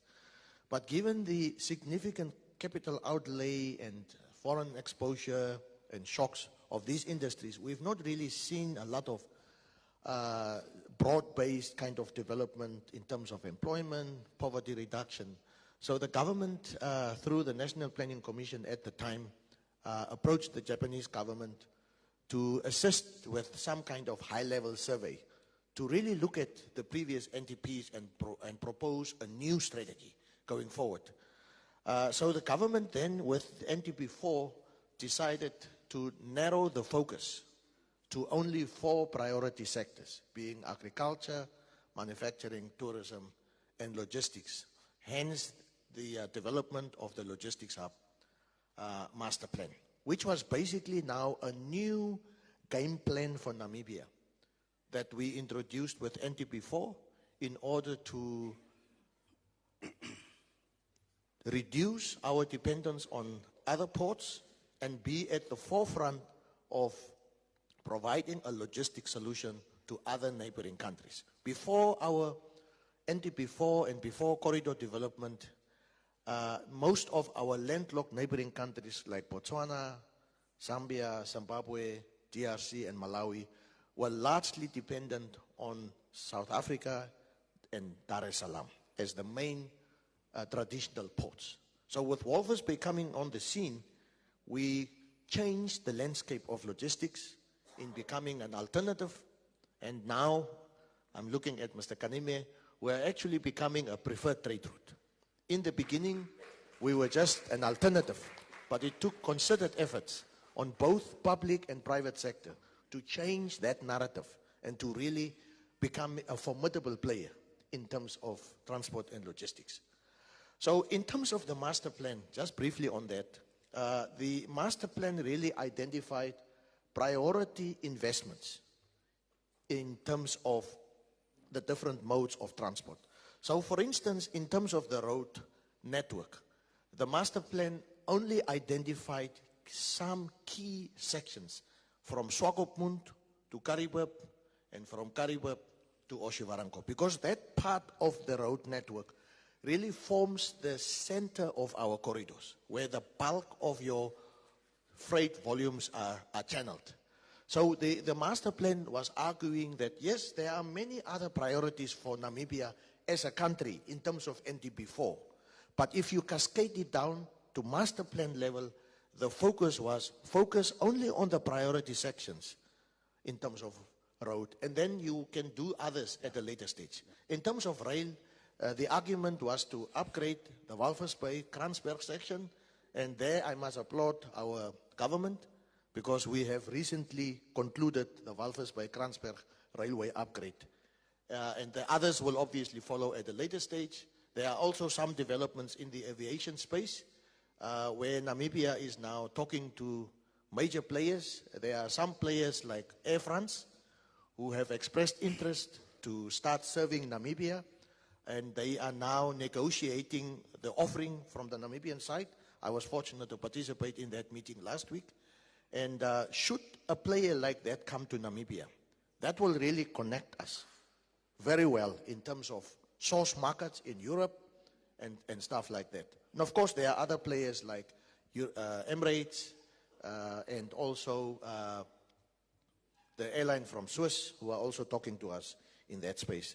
So finally, I can only say that the Walvis Bay Corridor Group, as the implementing agency of the master plan, is really coordinating the working groups of the master plan, because we have an implementation structure that was approved by Cabinet, which basically outlines working groups, and one of the working groups is road and rail.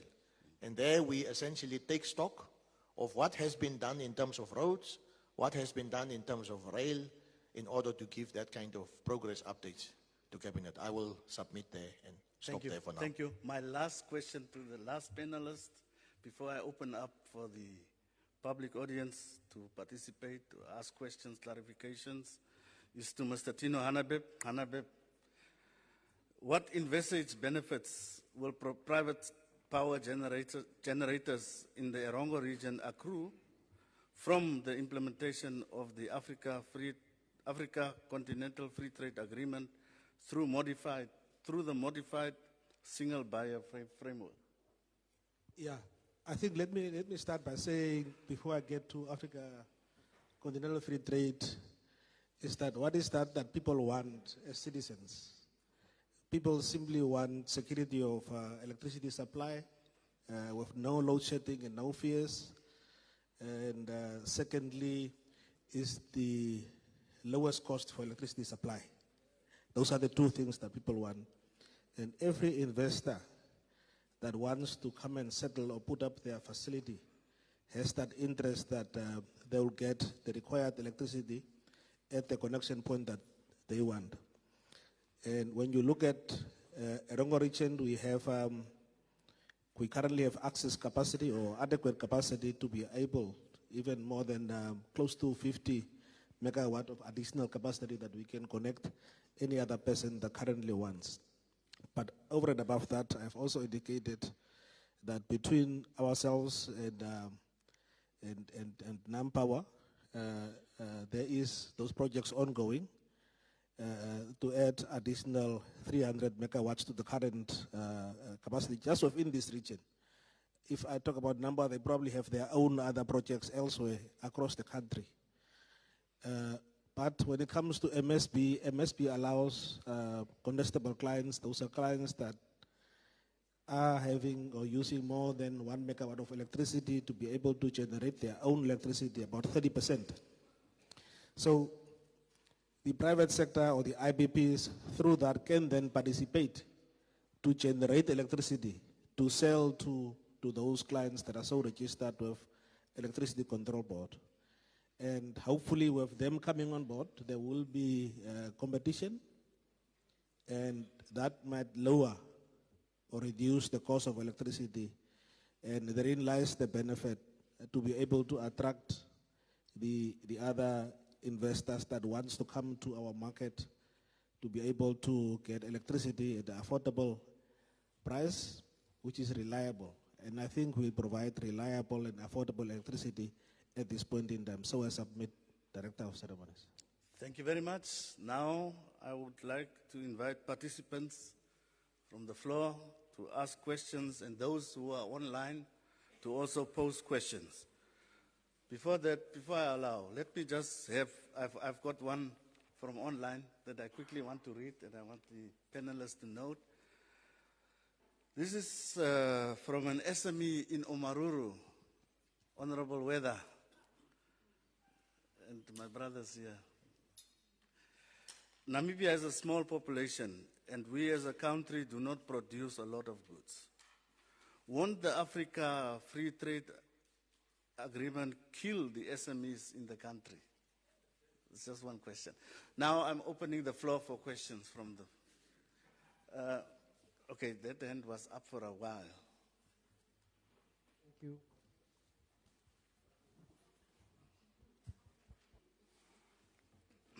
Hello. Yeah, thank you, Director of Ceremony.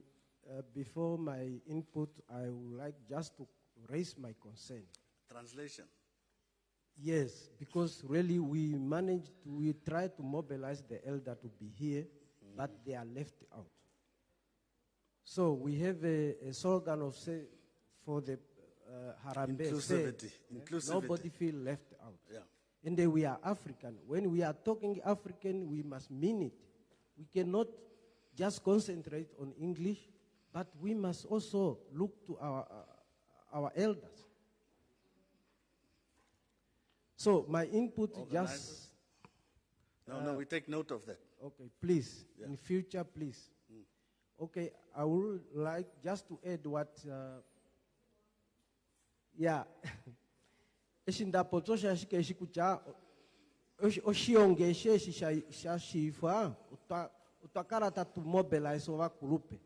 Kucha ovanu na vewe ko shionge. Genge oshiongo shining bande mosala kan novanu. Sava a resident de tuliomo at blaming wakucha. We are not attending meeting. Please, in future our leaders we must consider and they remember where you're coming from. Yeah, Mr. Boyce touched very important point, specific when it comes to road network in the Erongo region, specific from Swakop to Karibib, Omaruru to Ochiwarongo. That road is not safe in terms of volume of truck. When in terms of transportation, it's not safe. It needs to be upgraded in order to be smooth for everybody. That's my input. Thank you. Thank you very much. Thank you very much. We certainly take note of your concern, and I believe that the organizers, as we go forward, will look at that aspect. Very important aspect as well. Okay, then we are here. No, thank you, Director of Ceremony, for the opportunity. Honorable Minister, all protocol observed. My name is Heinrich Afeni, Councillor of Swakopmund, and also a passionate African. The Continental Free Trade Agreement area is something new to our communities, to Namibia. Number one, I applaud our government for fast-tracking the signatory to become a member of the 54 African countries that have already signed this agreement. Obviously, the rectification is something that can be done, but at least we have 54 countries now, only Eritrea that has not signed yet. The awareness, I think that's down to government. We need to go to the education system. Since 2021, the AfCFTA came into process now, meaning that Africa is open for business. I want to just share to say that let us, as soon as possible, introduce this new opportunity into our education system, because we need now to create, because people don't know about it, they can hear about it here and there from us who are trying to do something. But I just want to say that let us get our 121 constituencies and make it into a, what you call the language, layman language, because it's a very broad development, which complements the AU Agenda 2063, the Africa we want, where Africans are in charge of directing Africa and make it a prosperous Africa. The port, since Dr. Theo Gurirab, I believe that he is very happy right now, but I truly do believe that he would be very happy knowing that the Namibia he fought for, that all the energy they put in economic prosperity in our lifetime will be achieved. Since the theme is on Erongo region and how Erongo region can benefit from the Africa Continental Free Trade Agreement area, NAMPORT plays a critical role because I think this is the, since Karas is also trying to take Erongo to task, but I do believe that the biggest port in the country is in Erongo region, in Walfish Bay. Our awareness is on. I think the CEO has mentioned that it is cheaper for us to move cargo from here to Asia and to other countries besides Africa. I think it's now maybe government, like we are doing with Botswana. Unfortunately, Botswana is a landlocked country. To look at the countries like Ivory Coast, Cameroon, Nigeria, how we can be able to now look at to see how we can bring cargo. I think this is now, because what we want to see is that in the next series, the 20th is to now, Dr. Theo Gurirab is to see that the Namibian government now, their goods and products, and there's a Chicago ship that moved from Angola to Lome, and then this is how much you guys can get products, and these are the type of products. I think those are the type of good news we want to hear. But again, I just to acknowledge my standing up, I just know that this is, if Namibia, I know Namibian entrepreneurs are only know how to do business in Oshakati, in Swakopmund, in Okahanja, and my brother boy, Mr. Boyce is here.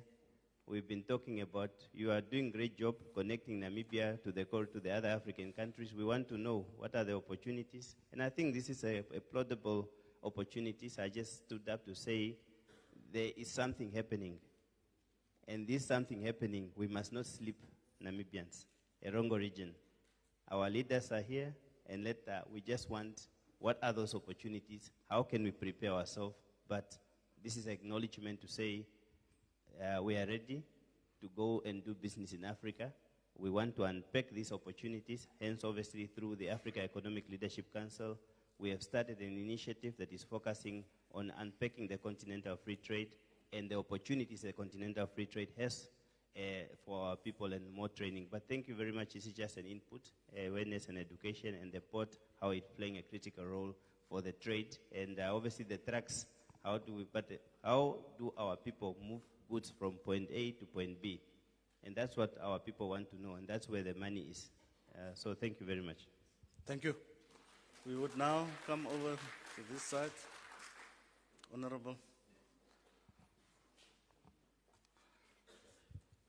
Thank you so much. My name is Roger. It's actually Ishmael Roger Vihovandu Nautoro. I'm from the river town of Omaruru. Now, I think primarily one should really commend the efforts and the endeavors of government really towards the realization of bilateral, agreements and the geopolitical endeavors towards the total elimination of the barriers to intra-African trade progressively. Also, towards the promotion of liberalization and so on. Now, what I have noted is that hypothetically, and I think, well, it's a good thing, since the inception of the African Continental Free Trade Agreement, birthed on the 21st of March 2018, and then inception on the 30th of May 2019, we had about, out of the 55 African countries, states, 54 signatures, isn't it? And then, thus far, only 43 countries have deposited their instruments of ratification. Now, my question is, how do we strike a balance in terms of the significance of tariff revenues, losses, and the uneven distribution of cost and benefits to all partners? My second question, before the last one, which is the third question. We have the issue of Gungula. Is it Gungula? It's Gungula, eh?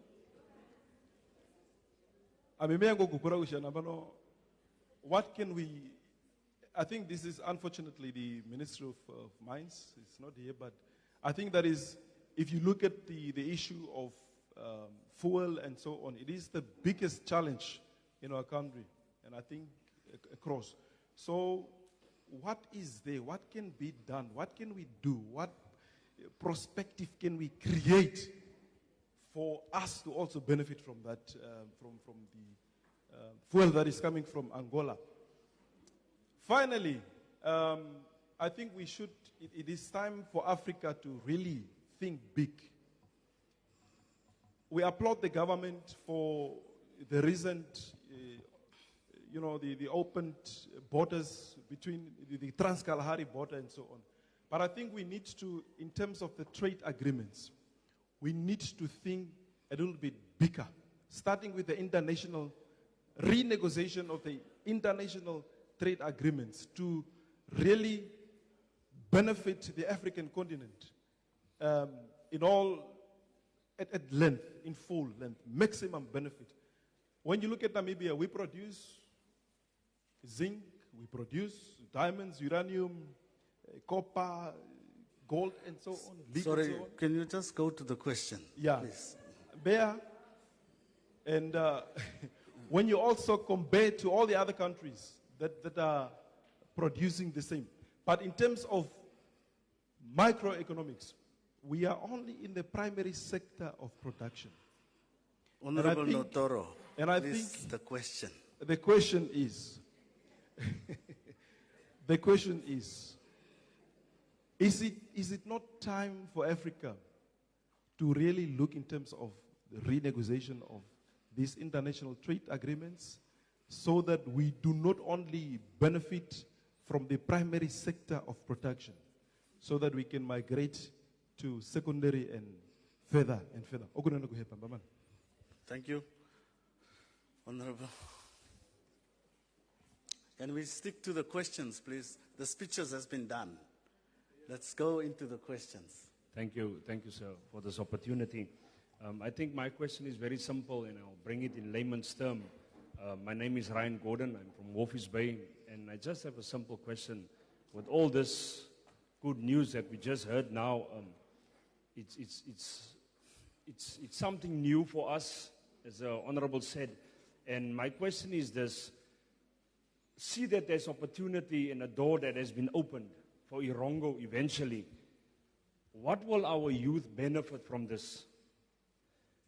Why I'm asking this question is, as soon as opportunity arises in a certain place, the youth and people are coming all over to grab this opportunity.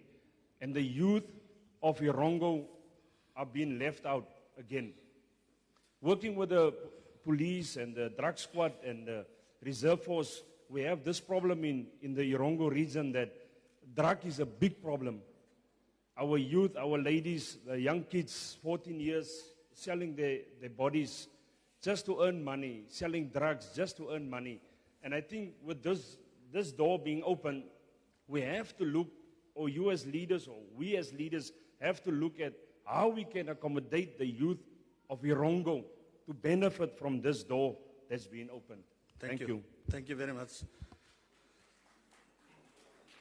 Then we go, shall we response, or shall we just take more and then finish off?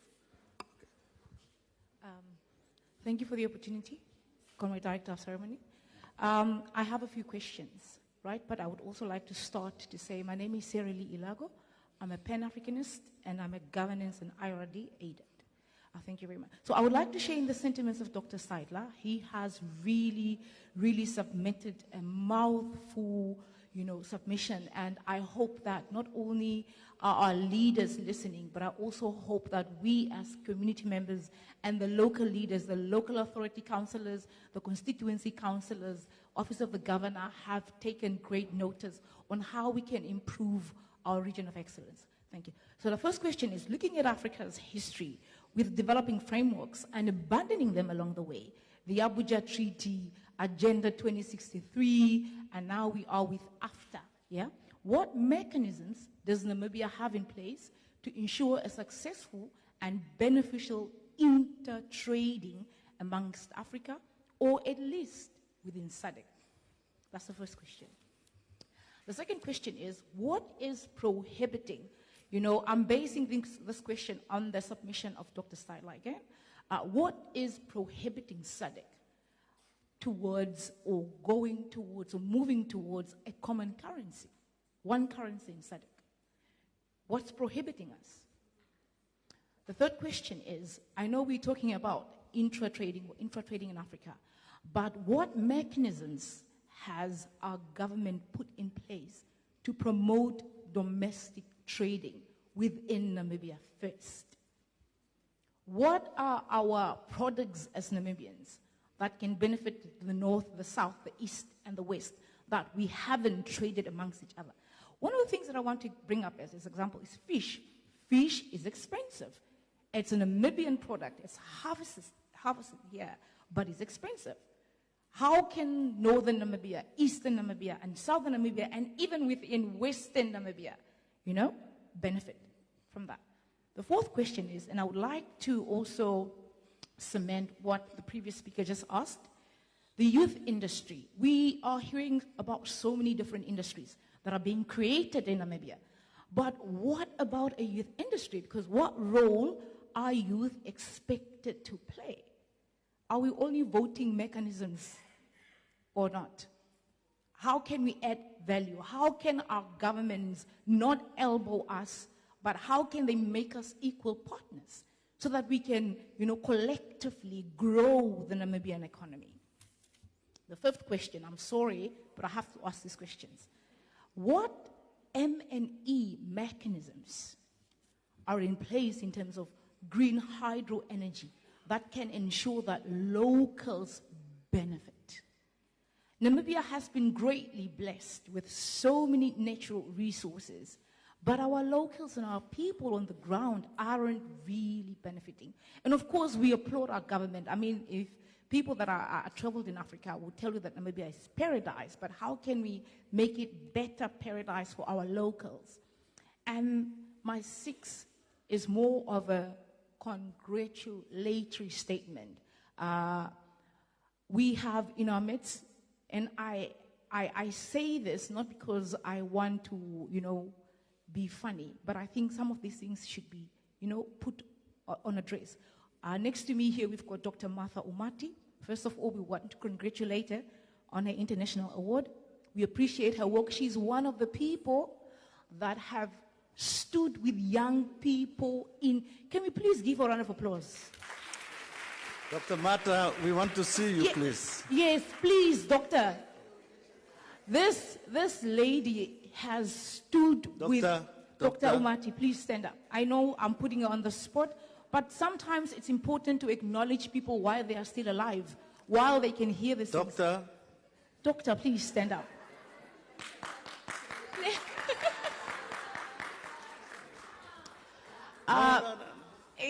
Let's give a round of applause, please.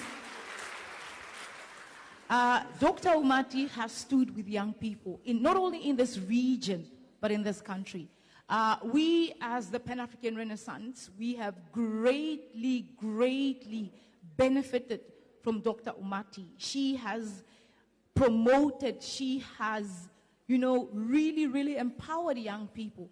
And as Erongo region, the mining sector goes unencountered in this region. We are not genuinely aware of the contributions that the mining sector, in terms of the CSI, what is the mining sector actually contributing to Erongo region? What are their development and skill strategies in terms of empowering locals? Because they're coming here and they are mining our resources. We know the economics at play, them putting in whatever billions they're putting in to start up a mine, but they should follow suit the examples of the likes of Dr. Martha Umati that is genuinely giving back. Thank you very much. Thank you. I'll take the last two before Dr. Katsavivi rounds off the question session. Thank you, Director of Ceremonies. Without a will, I would actually like to pose a question to the Erongo Red. And it's actually a few questions, or two. Point number one, straight to the point. What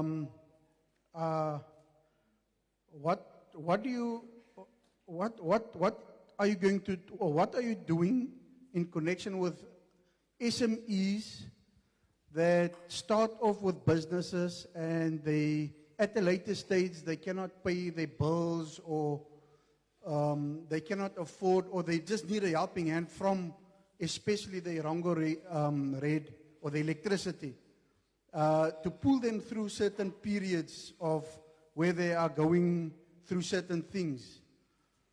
Is there something in place, like I can say example, say Namport, they do social investment. It's a social thing. They also do other things. But from the Erongo Red, what are you doing in connection with these things? And the reason why I'm posing this question to the Erongo Red is many businesses have failed because a lack of information from the Erongo Red. Me personally, I've learned a lot through certain consultants where I made effort to go to them, got information how systems work, and also when you don't have money, what to do with a 3-month payment and all these things. So is there anything in place from the Erongo Red to help these SMEs in terms of when they go through a certain period of maybe not paying, instead of just putting off electricity? Is there something in place for that? And just a straightforward question to you. Thank you. Can we limit the questions, please? And please note that we are having a live broadcast and our time is very limited, so we need to scale down. Thank you for the opportunity. My name is Brian Tutembel, and I'm also a Pan-Africanist. I appreciate the panel informing us and teaching us a lot of things that I didn't know. My question is simple. Out of respect for your time, I just want to know, Dr. Steiner, is there anything or a platform where a layman like me can go and maybe be linked to the potential of countries, different entities in different countries selling certain products under the Free African Trade Agreement, where you can easily partner up with other businesses like yours for trade purposes? Is there a database in place? And is there interim or segmented solutions that will enable the trade agreement to actually function? Because as good as it sounds, it's very difficult to make it work between so many countries. That's the first question. The second question is for the Minister, Honorable. What can government put in place to support our suffering masses in terms of subsidized food system? For instance, in Venezuela, we had a place or condition where the government subsidized maize and oil, certain foods, to make it affordable for the suffering masses. A lot of our people are currently suffering, not having enough food. Surely some of the taxes can be diverted. Is there a possibility that government can look at subsidizing, even if it's just milli meal and something else, so that the farmers can produce at a lower cost and our people can, with a $20, at least feed themselves for a day? Thank you. All right, thanks, Paul. Quickly, Paul, relevant questions to this topic. Please, quickly.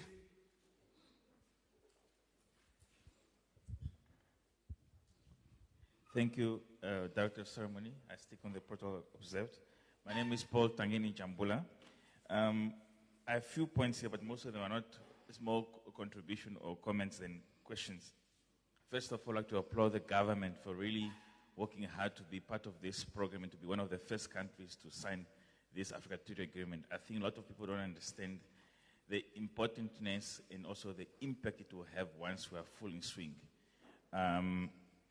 So on that one, I would just like to point that it's now maybe for us as a country to organize ourselves properly to know which sectors we want to maximize to benefit from our local economy to benefit now through this trade agreement, and which sectors to protect. Now, we've been speaking about this for the last 2 years and so on this Africa Trade Agreement. But I think what will be important is that maybe national government, now we have 14 regions, for example, in the Erongo region, to have somebody who's more your focal point in the region here, who understands, who's communicating with central government, maybe the regional council here, to be able to facilitate and engage information. Because now we're talking about this trade agreement. Most people don't know where we are now and where we'll be going after this is in force. Just that simple example, I think it will make a lot of sense. Now, some of us from the public here, sitting and listening to councillors or even honorables asking questions, I think it's important that when you have such things like even the green hydrogen or even this agreement, someone at the regional council sitting here who's able to just communicate it for the information to be facilitated locally on the ground here. We don't want to have councillors and people who are voted in positions to be asking you as the national officers about these things. In fact, actually, they should be teaching us. So decentralization of information and roles, not necessarily to take up the role, but someone maybe the National Planning Commission dealing with the people in the region.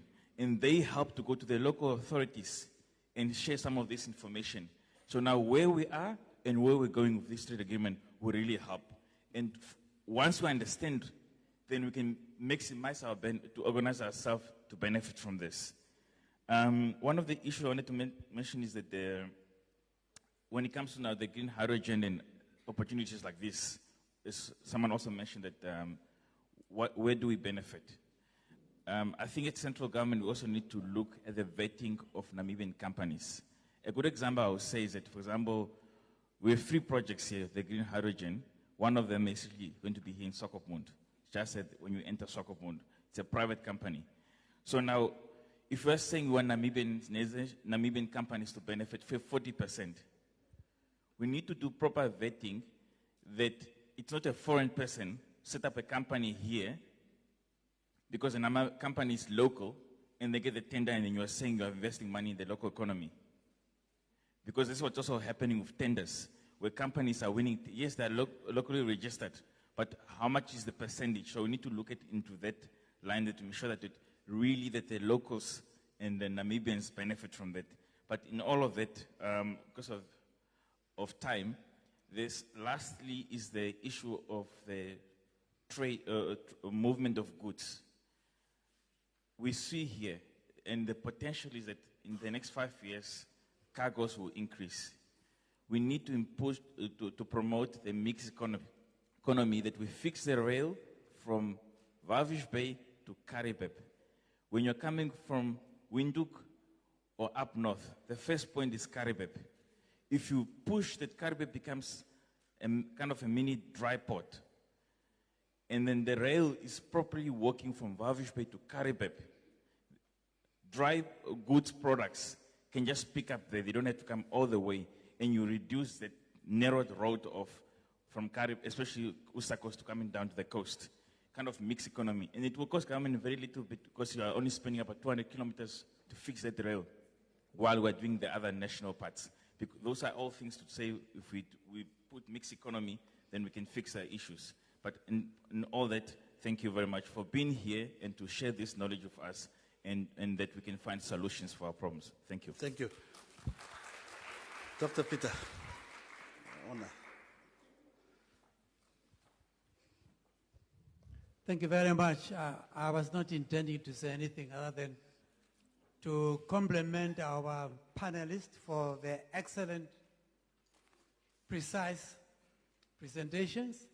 I think those of us who came here wanted to learn a bit more, benefited from the brief summaries that were nicely presented. I also wanted to compliment the Ministry of International Relations and Cooperation for having actually facilitated this particular lecture. Been taken from the national capital to the region, particularly near Erongo. I think it was extremely beneficial to the region and to the people who reside in this part of our country. I think we need to compliment the ministry for that.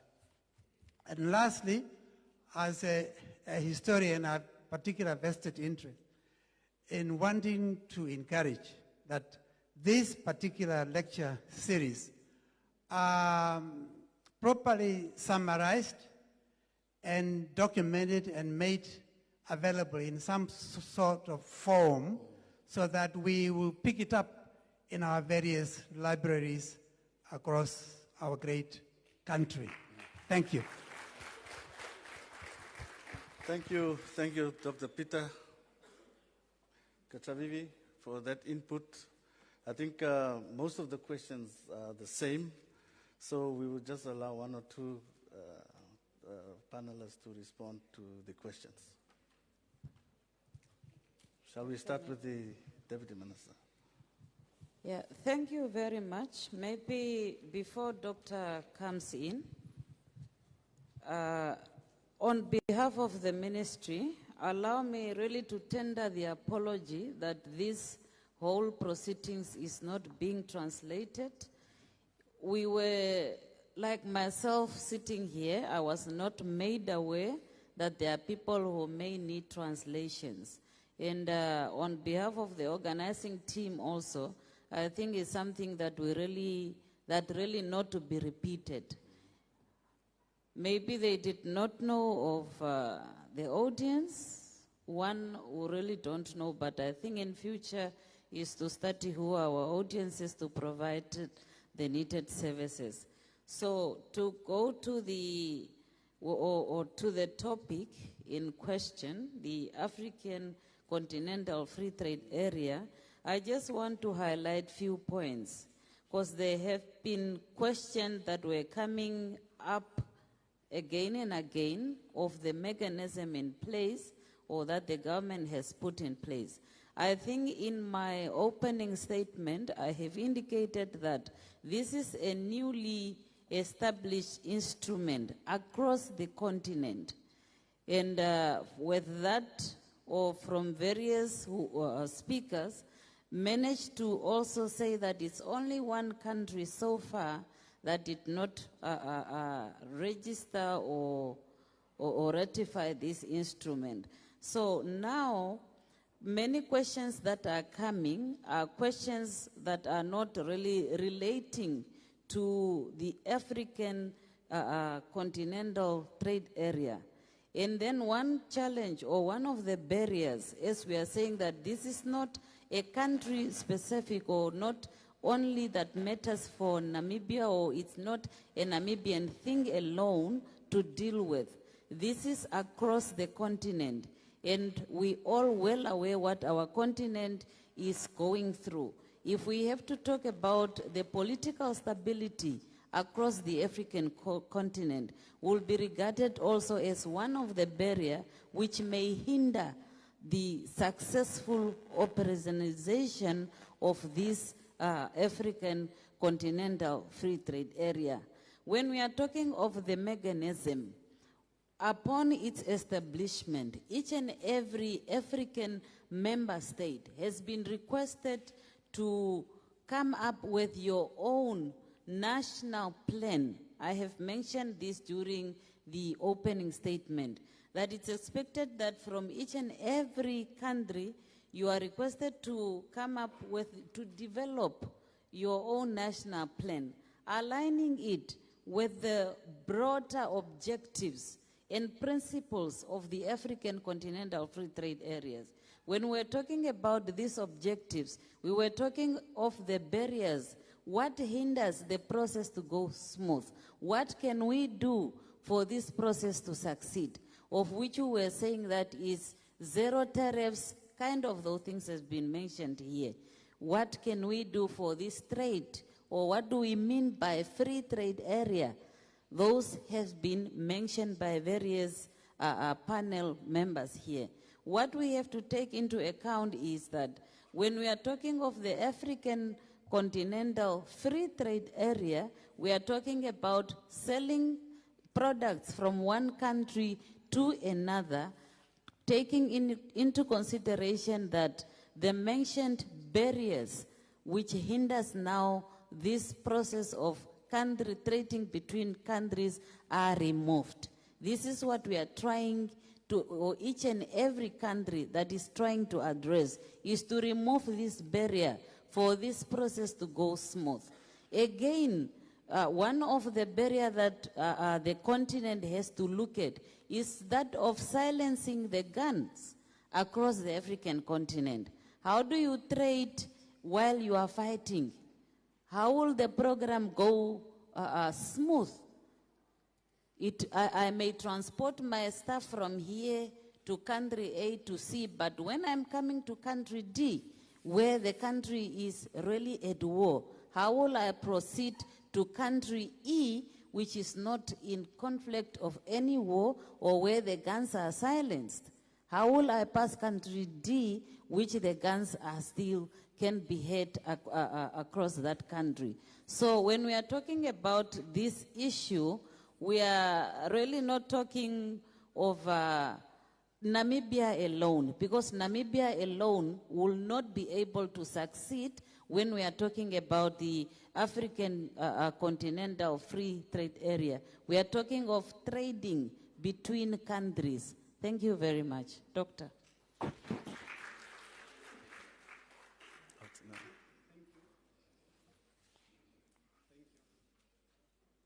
Thank you.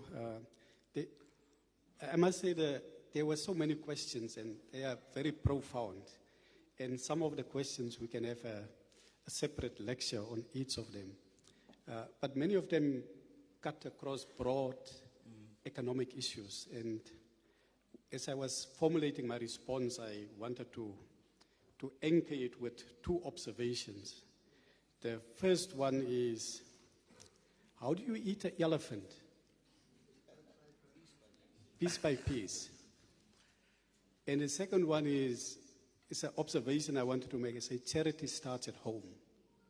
So often we want not to eat the elephant piece by piece. We want to start by eating the whole elephant.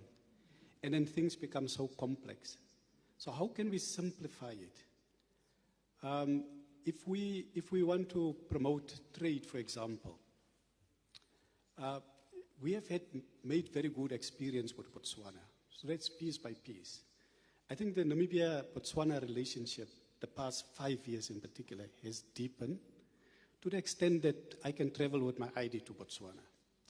And we see the Botswanas are coming to Namibia for holiday. They like the coast. So it's working. We have now the 24-hour stop. So it's working. So why can't we replicate that model also with Zambia? Yeah, we just start with Zambia. Forget the DRC and further up. And then what prevents us from doing the same with Angola? Our Namibian companies are already going to Angola. I can give you big names. They're saying they like to do business in Angola. Angola has recovered. We have a history of trading with Angola. The Kuka shop comes from Angola, from the Kuka beer. So we have a deep history with Angola. So why can't we engage in the same way and we formalize it a bit? And if we work with Angola, we can actually tackle the red line issue much quicker. And Zimbabwe is also here, and Zimbabwe already has a dry port. And I say, okay, let's focus on those three countries for a while. And we see how can we stimulate trade, just with them. At the same time, we can still look at the broader issues, the top continental issues and also the global issues. But look, the Erongo round of trade has been negotiated forever and ever, and it's not gonna be concluded anytime soon. But we can do something with our trade, with Angola, with Zambia, with Botswana. In fact, trade between Namibia and Botswana has picked up significantly, partly because of the diamond arrangement with Botswana. And so we have models that we can work on. Now, say, charity starts at home. So what is there that we can do? And I just want to make one correction. Like, I didn't want to come across as promoting regionalism, because I think we should also guard against promoting regionalism. This is a Namibian issue, you see, and regions must hold hands together. And there, somebody had a very, very profound question on how to promote domestic trade then. How do regions work together in a more formal way? Because the question was more specific. What barriers are there? There's really no legal barrier. Because when Namibia became free, people and goods can move freely with the exception of meat. Yes, and we must also have that meat. And to some extent, we can also get the meat if it's quarantined. And so there's a bit of movement, but we have to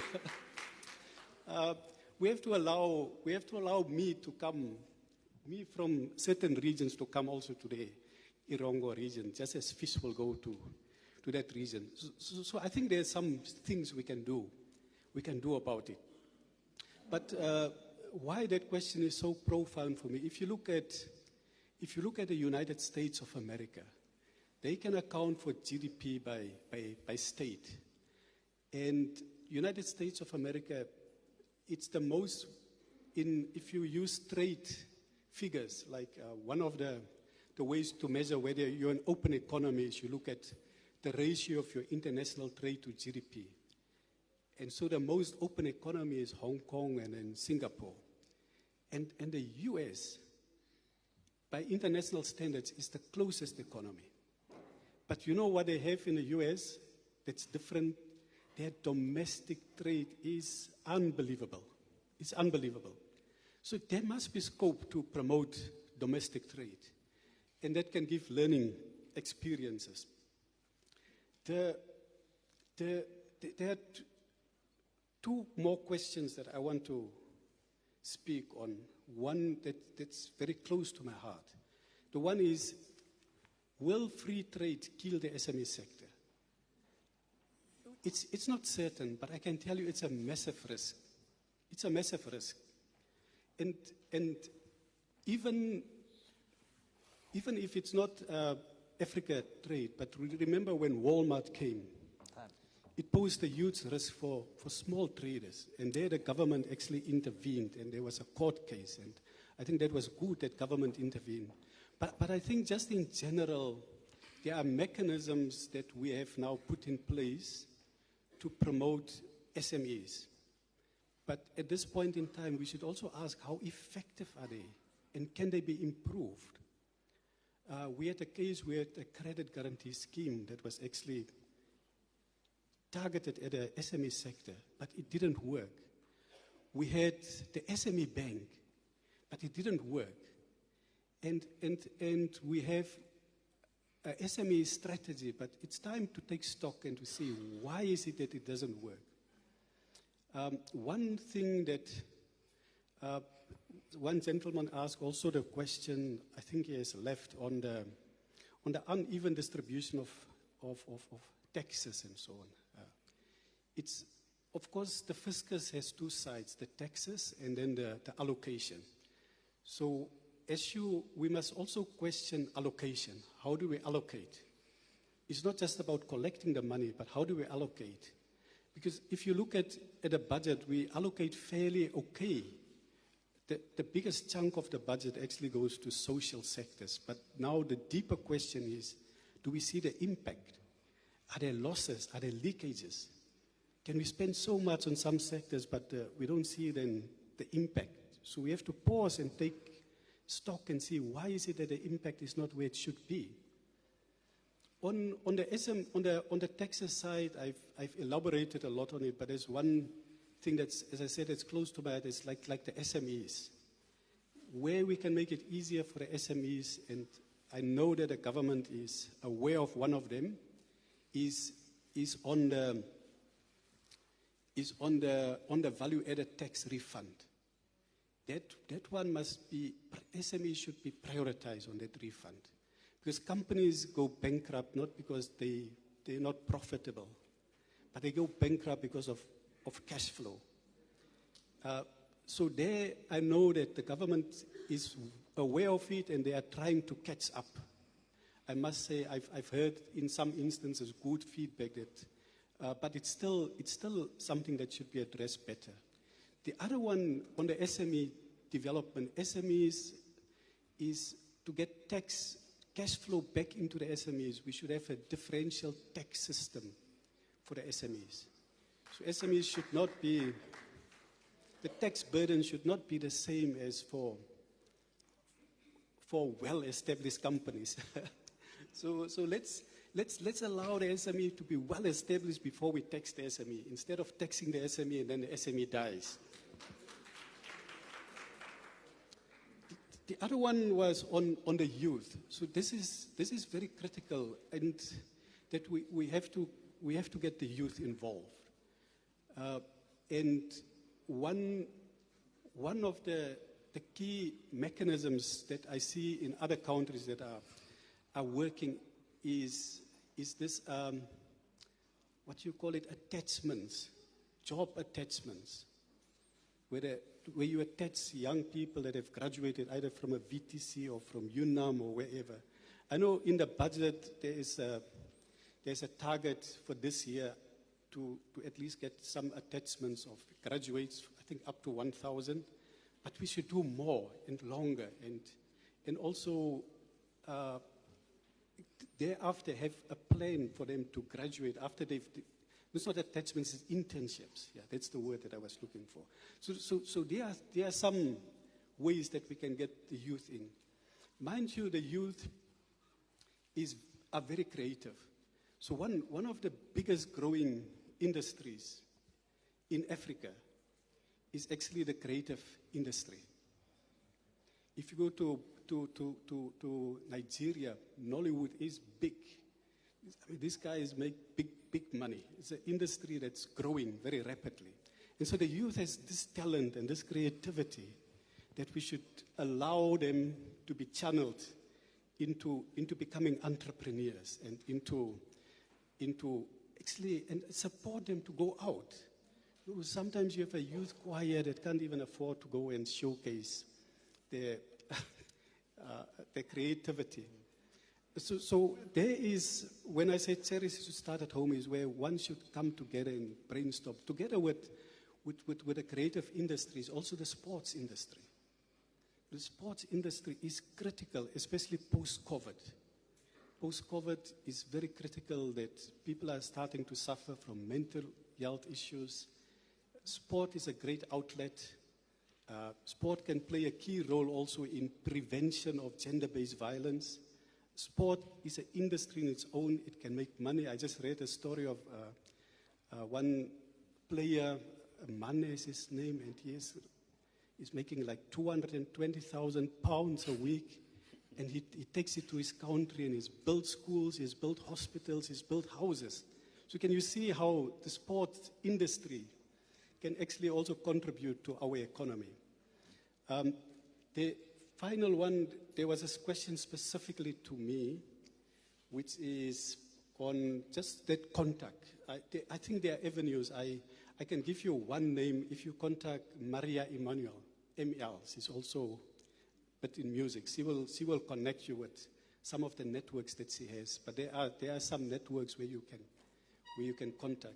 The other thing is also a key benefit for the Erongo region that I forgot is the cable has landed here. The cable didn't land in Windhoek. So you guys must now have high-speed internet here. So people can do courses online. My son is 14 years old.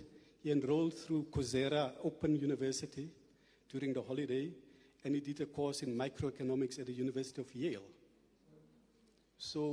But there we need fast and affordable internet, not only fast. Yep. Thank you. Thank you very much. I think the bulk of the questions was answered. We have 3 minutes left. 3 minutes. 3 minutes. We'll start with him, and then we'll finish at home. Yes, thank you, Director of Proceedings. I'll be very brief. I think it is just prudent and befitting for me to also offer some level of response on the concerns raised about the narrow and unsafe road between Swakopmund, Gurirab, and Erongo. I'm pleased to inform the audience that the Roads Authority, the custodian for our road network, has recently concluded a process, the adjudication process, for the upgrade of the Usakos Gurirab road to a design layout that is often referred to as 2+1. That is the same design for the Gurirab Okahanja road. So that road will be upgraded to the same standard as the Okahanja Gurirab road. So that is essentially what we mean with road upgrade, which is basically some sectional passing lanes that you have on both sides of the road, as well as a broader paved road shoulder. So that's one. The design, detailed design for Swakopmund, Usakos has been completed. Feasibility studies have been completed, and there are now efforts to raise the necessary funding over the next 2-3 years to complete that section also to a 2+1 design layout. So that will obviously support your mining industry and many other industries who are primary users of that road. The same applies for Gurirab Erongo, where some light rehabilitation has started, but there are also plans to upgrade that section of the road to a 2+1, which is actually outlined in the logistics hub master plan. And finally, the railway side, the Walvisbay-Kransberg, as I've mentioned earlier, has been completed. Detailed designs are currently ongoing, supported by the African Development Bank, for the Kransberg-Tsumeb section of our railway network. And once the study has been done and obviously it proves feasible, government will then work with the African Development Bank to also upgrade that line. So I'll stop there for now. Thank you. Mr. Tino Anabe. Yeah, on the question regarding Erongo Red, that's the only company in Erongo region that is owned by every person that is sitting in this room. So therefore, feel free at any given time to approach us. If you have problems as SMEs and you are battling, your problem is our problem, and therefore we would like to hear from you. Obviously, different people have different challenges, but they are horses for courses. So we will take you to the course where you can win. Secondly, and finally, the issue is the how. I think we are all sitting here. Sometimes we only come together for trade shows and exhibitions. But I think maybe it's time that not only here, but through your office and the leadership of the various towns and the councils, we as the representatives of these institutions, myself, Mr. Kanime, and others that are also not here, Biba, we can all come here to be able to have 2 or 3 day summit, just to explain what we do and also to talk about the how, because we know the what. The thing is, we need to talk about how you can benefit from this after and many other things. So with this, I submit and thank you. Thank you. Honorable General. In conclusion, I just want to touch quickly, just to add where Dr. Statler has ended, with the question of whether this free trade agreement has been introduced to come and kill the small, medium enterprises. So my question will really be a no, just like as he have said, and in my opening statement, it's a problem that it was in English. If it was Osherero, I could have clarified myself more better. I said this free trade agreement will offer the SMEs an opportunity to broaden their horizons. If you look at this scarf with the Namibian regalia that I'm having here, I did not come with it from Windhoek. I got this from an SME in Swakopmund here. And yesterday I was in Enana. I did not come with it from there. I came from the expo where I also bought some few Namibian products. When we are talking of that Namibian products will hit the market easily through this free trade agreement, we are talking of these products will not just come from nowhere to come and land maybe in Windhoek and be transported from there. This will start from the grassroots. And these grassroots we are talking about will now be the SMEs. I just wanted to add that one for the sake of clarifying that one of whether this has been introduced to come and kill the SMEs. Thank you. Thank you very much. Can we get another applause for our panelists and their inputs, please? And of course, the questions you've raised. I now have the honor and pleasure to call upon Mr. Erastus Hailwa, the Deputy Chairperson of the Dr. Theo Gurirab Lecture Series Committee from the Ministry of International Relations and Cooperation, to give the vote of thanks. Mr. Hailwa.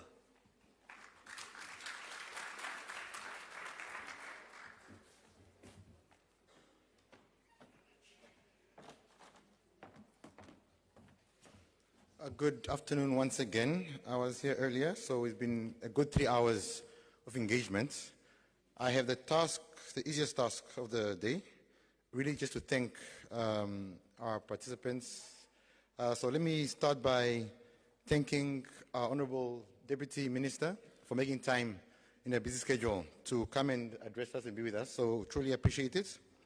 Furthermore, we had great panelists, great discussions, lively information, and really this is a platform that we have in mind. So when we created the Theo Gurirab Lecture Series, is to engage the public and have such discussions and really build on our knowledge. Furthermore, let me express our gratitude to the Governor's Office, the Governor and his office for really assisting the committee in ensuring that this event takes place. So his office is really assisted us in ensuring that this is a success. I will continue to thank our partner throughout this series, the NBC. The NBC has been with us through the 19th series.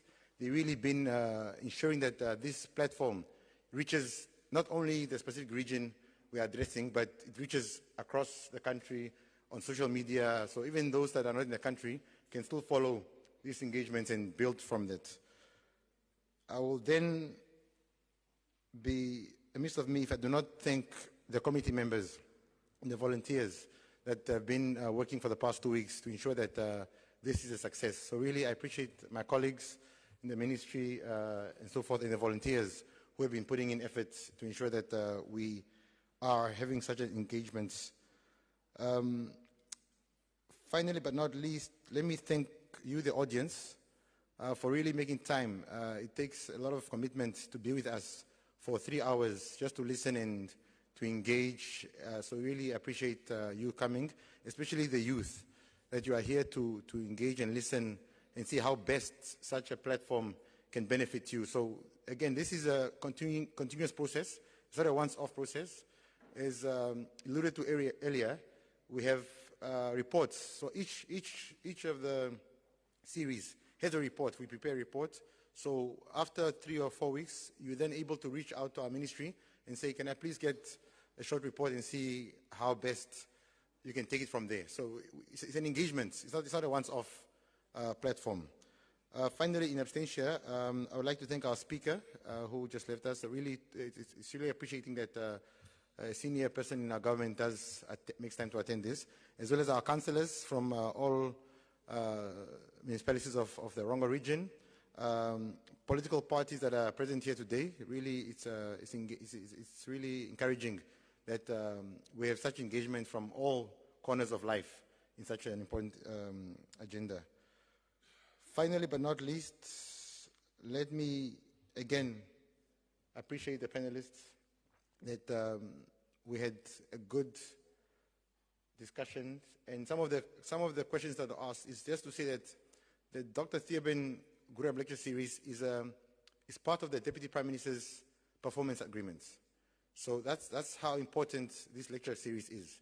That the Deputy Prime Minister has to report to the President on such engagements. So what we discuss here does get a chance to reach high officers, and that's why it's important to really engage and understand issues going forward. And with that said, I think I'll hand over to the speaker just to guide us going forward. Thank you very much.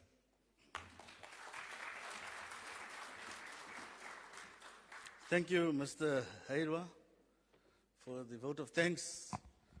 And I want to thank myself also. You have been a good crowd, and I really appreciate your participation.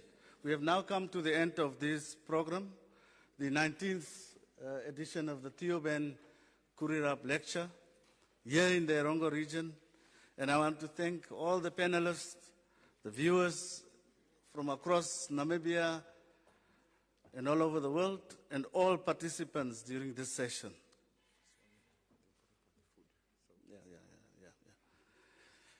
You have truly made this discussion really fruitful. And I must also acknowledge that one of the omissions was our chairperson of the Erongo Regional Council and our regional councillors also present here. Ladies and gentlemen, we have now to sing the anthems.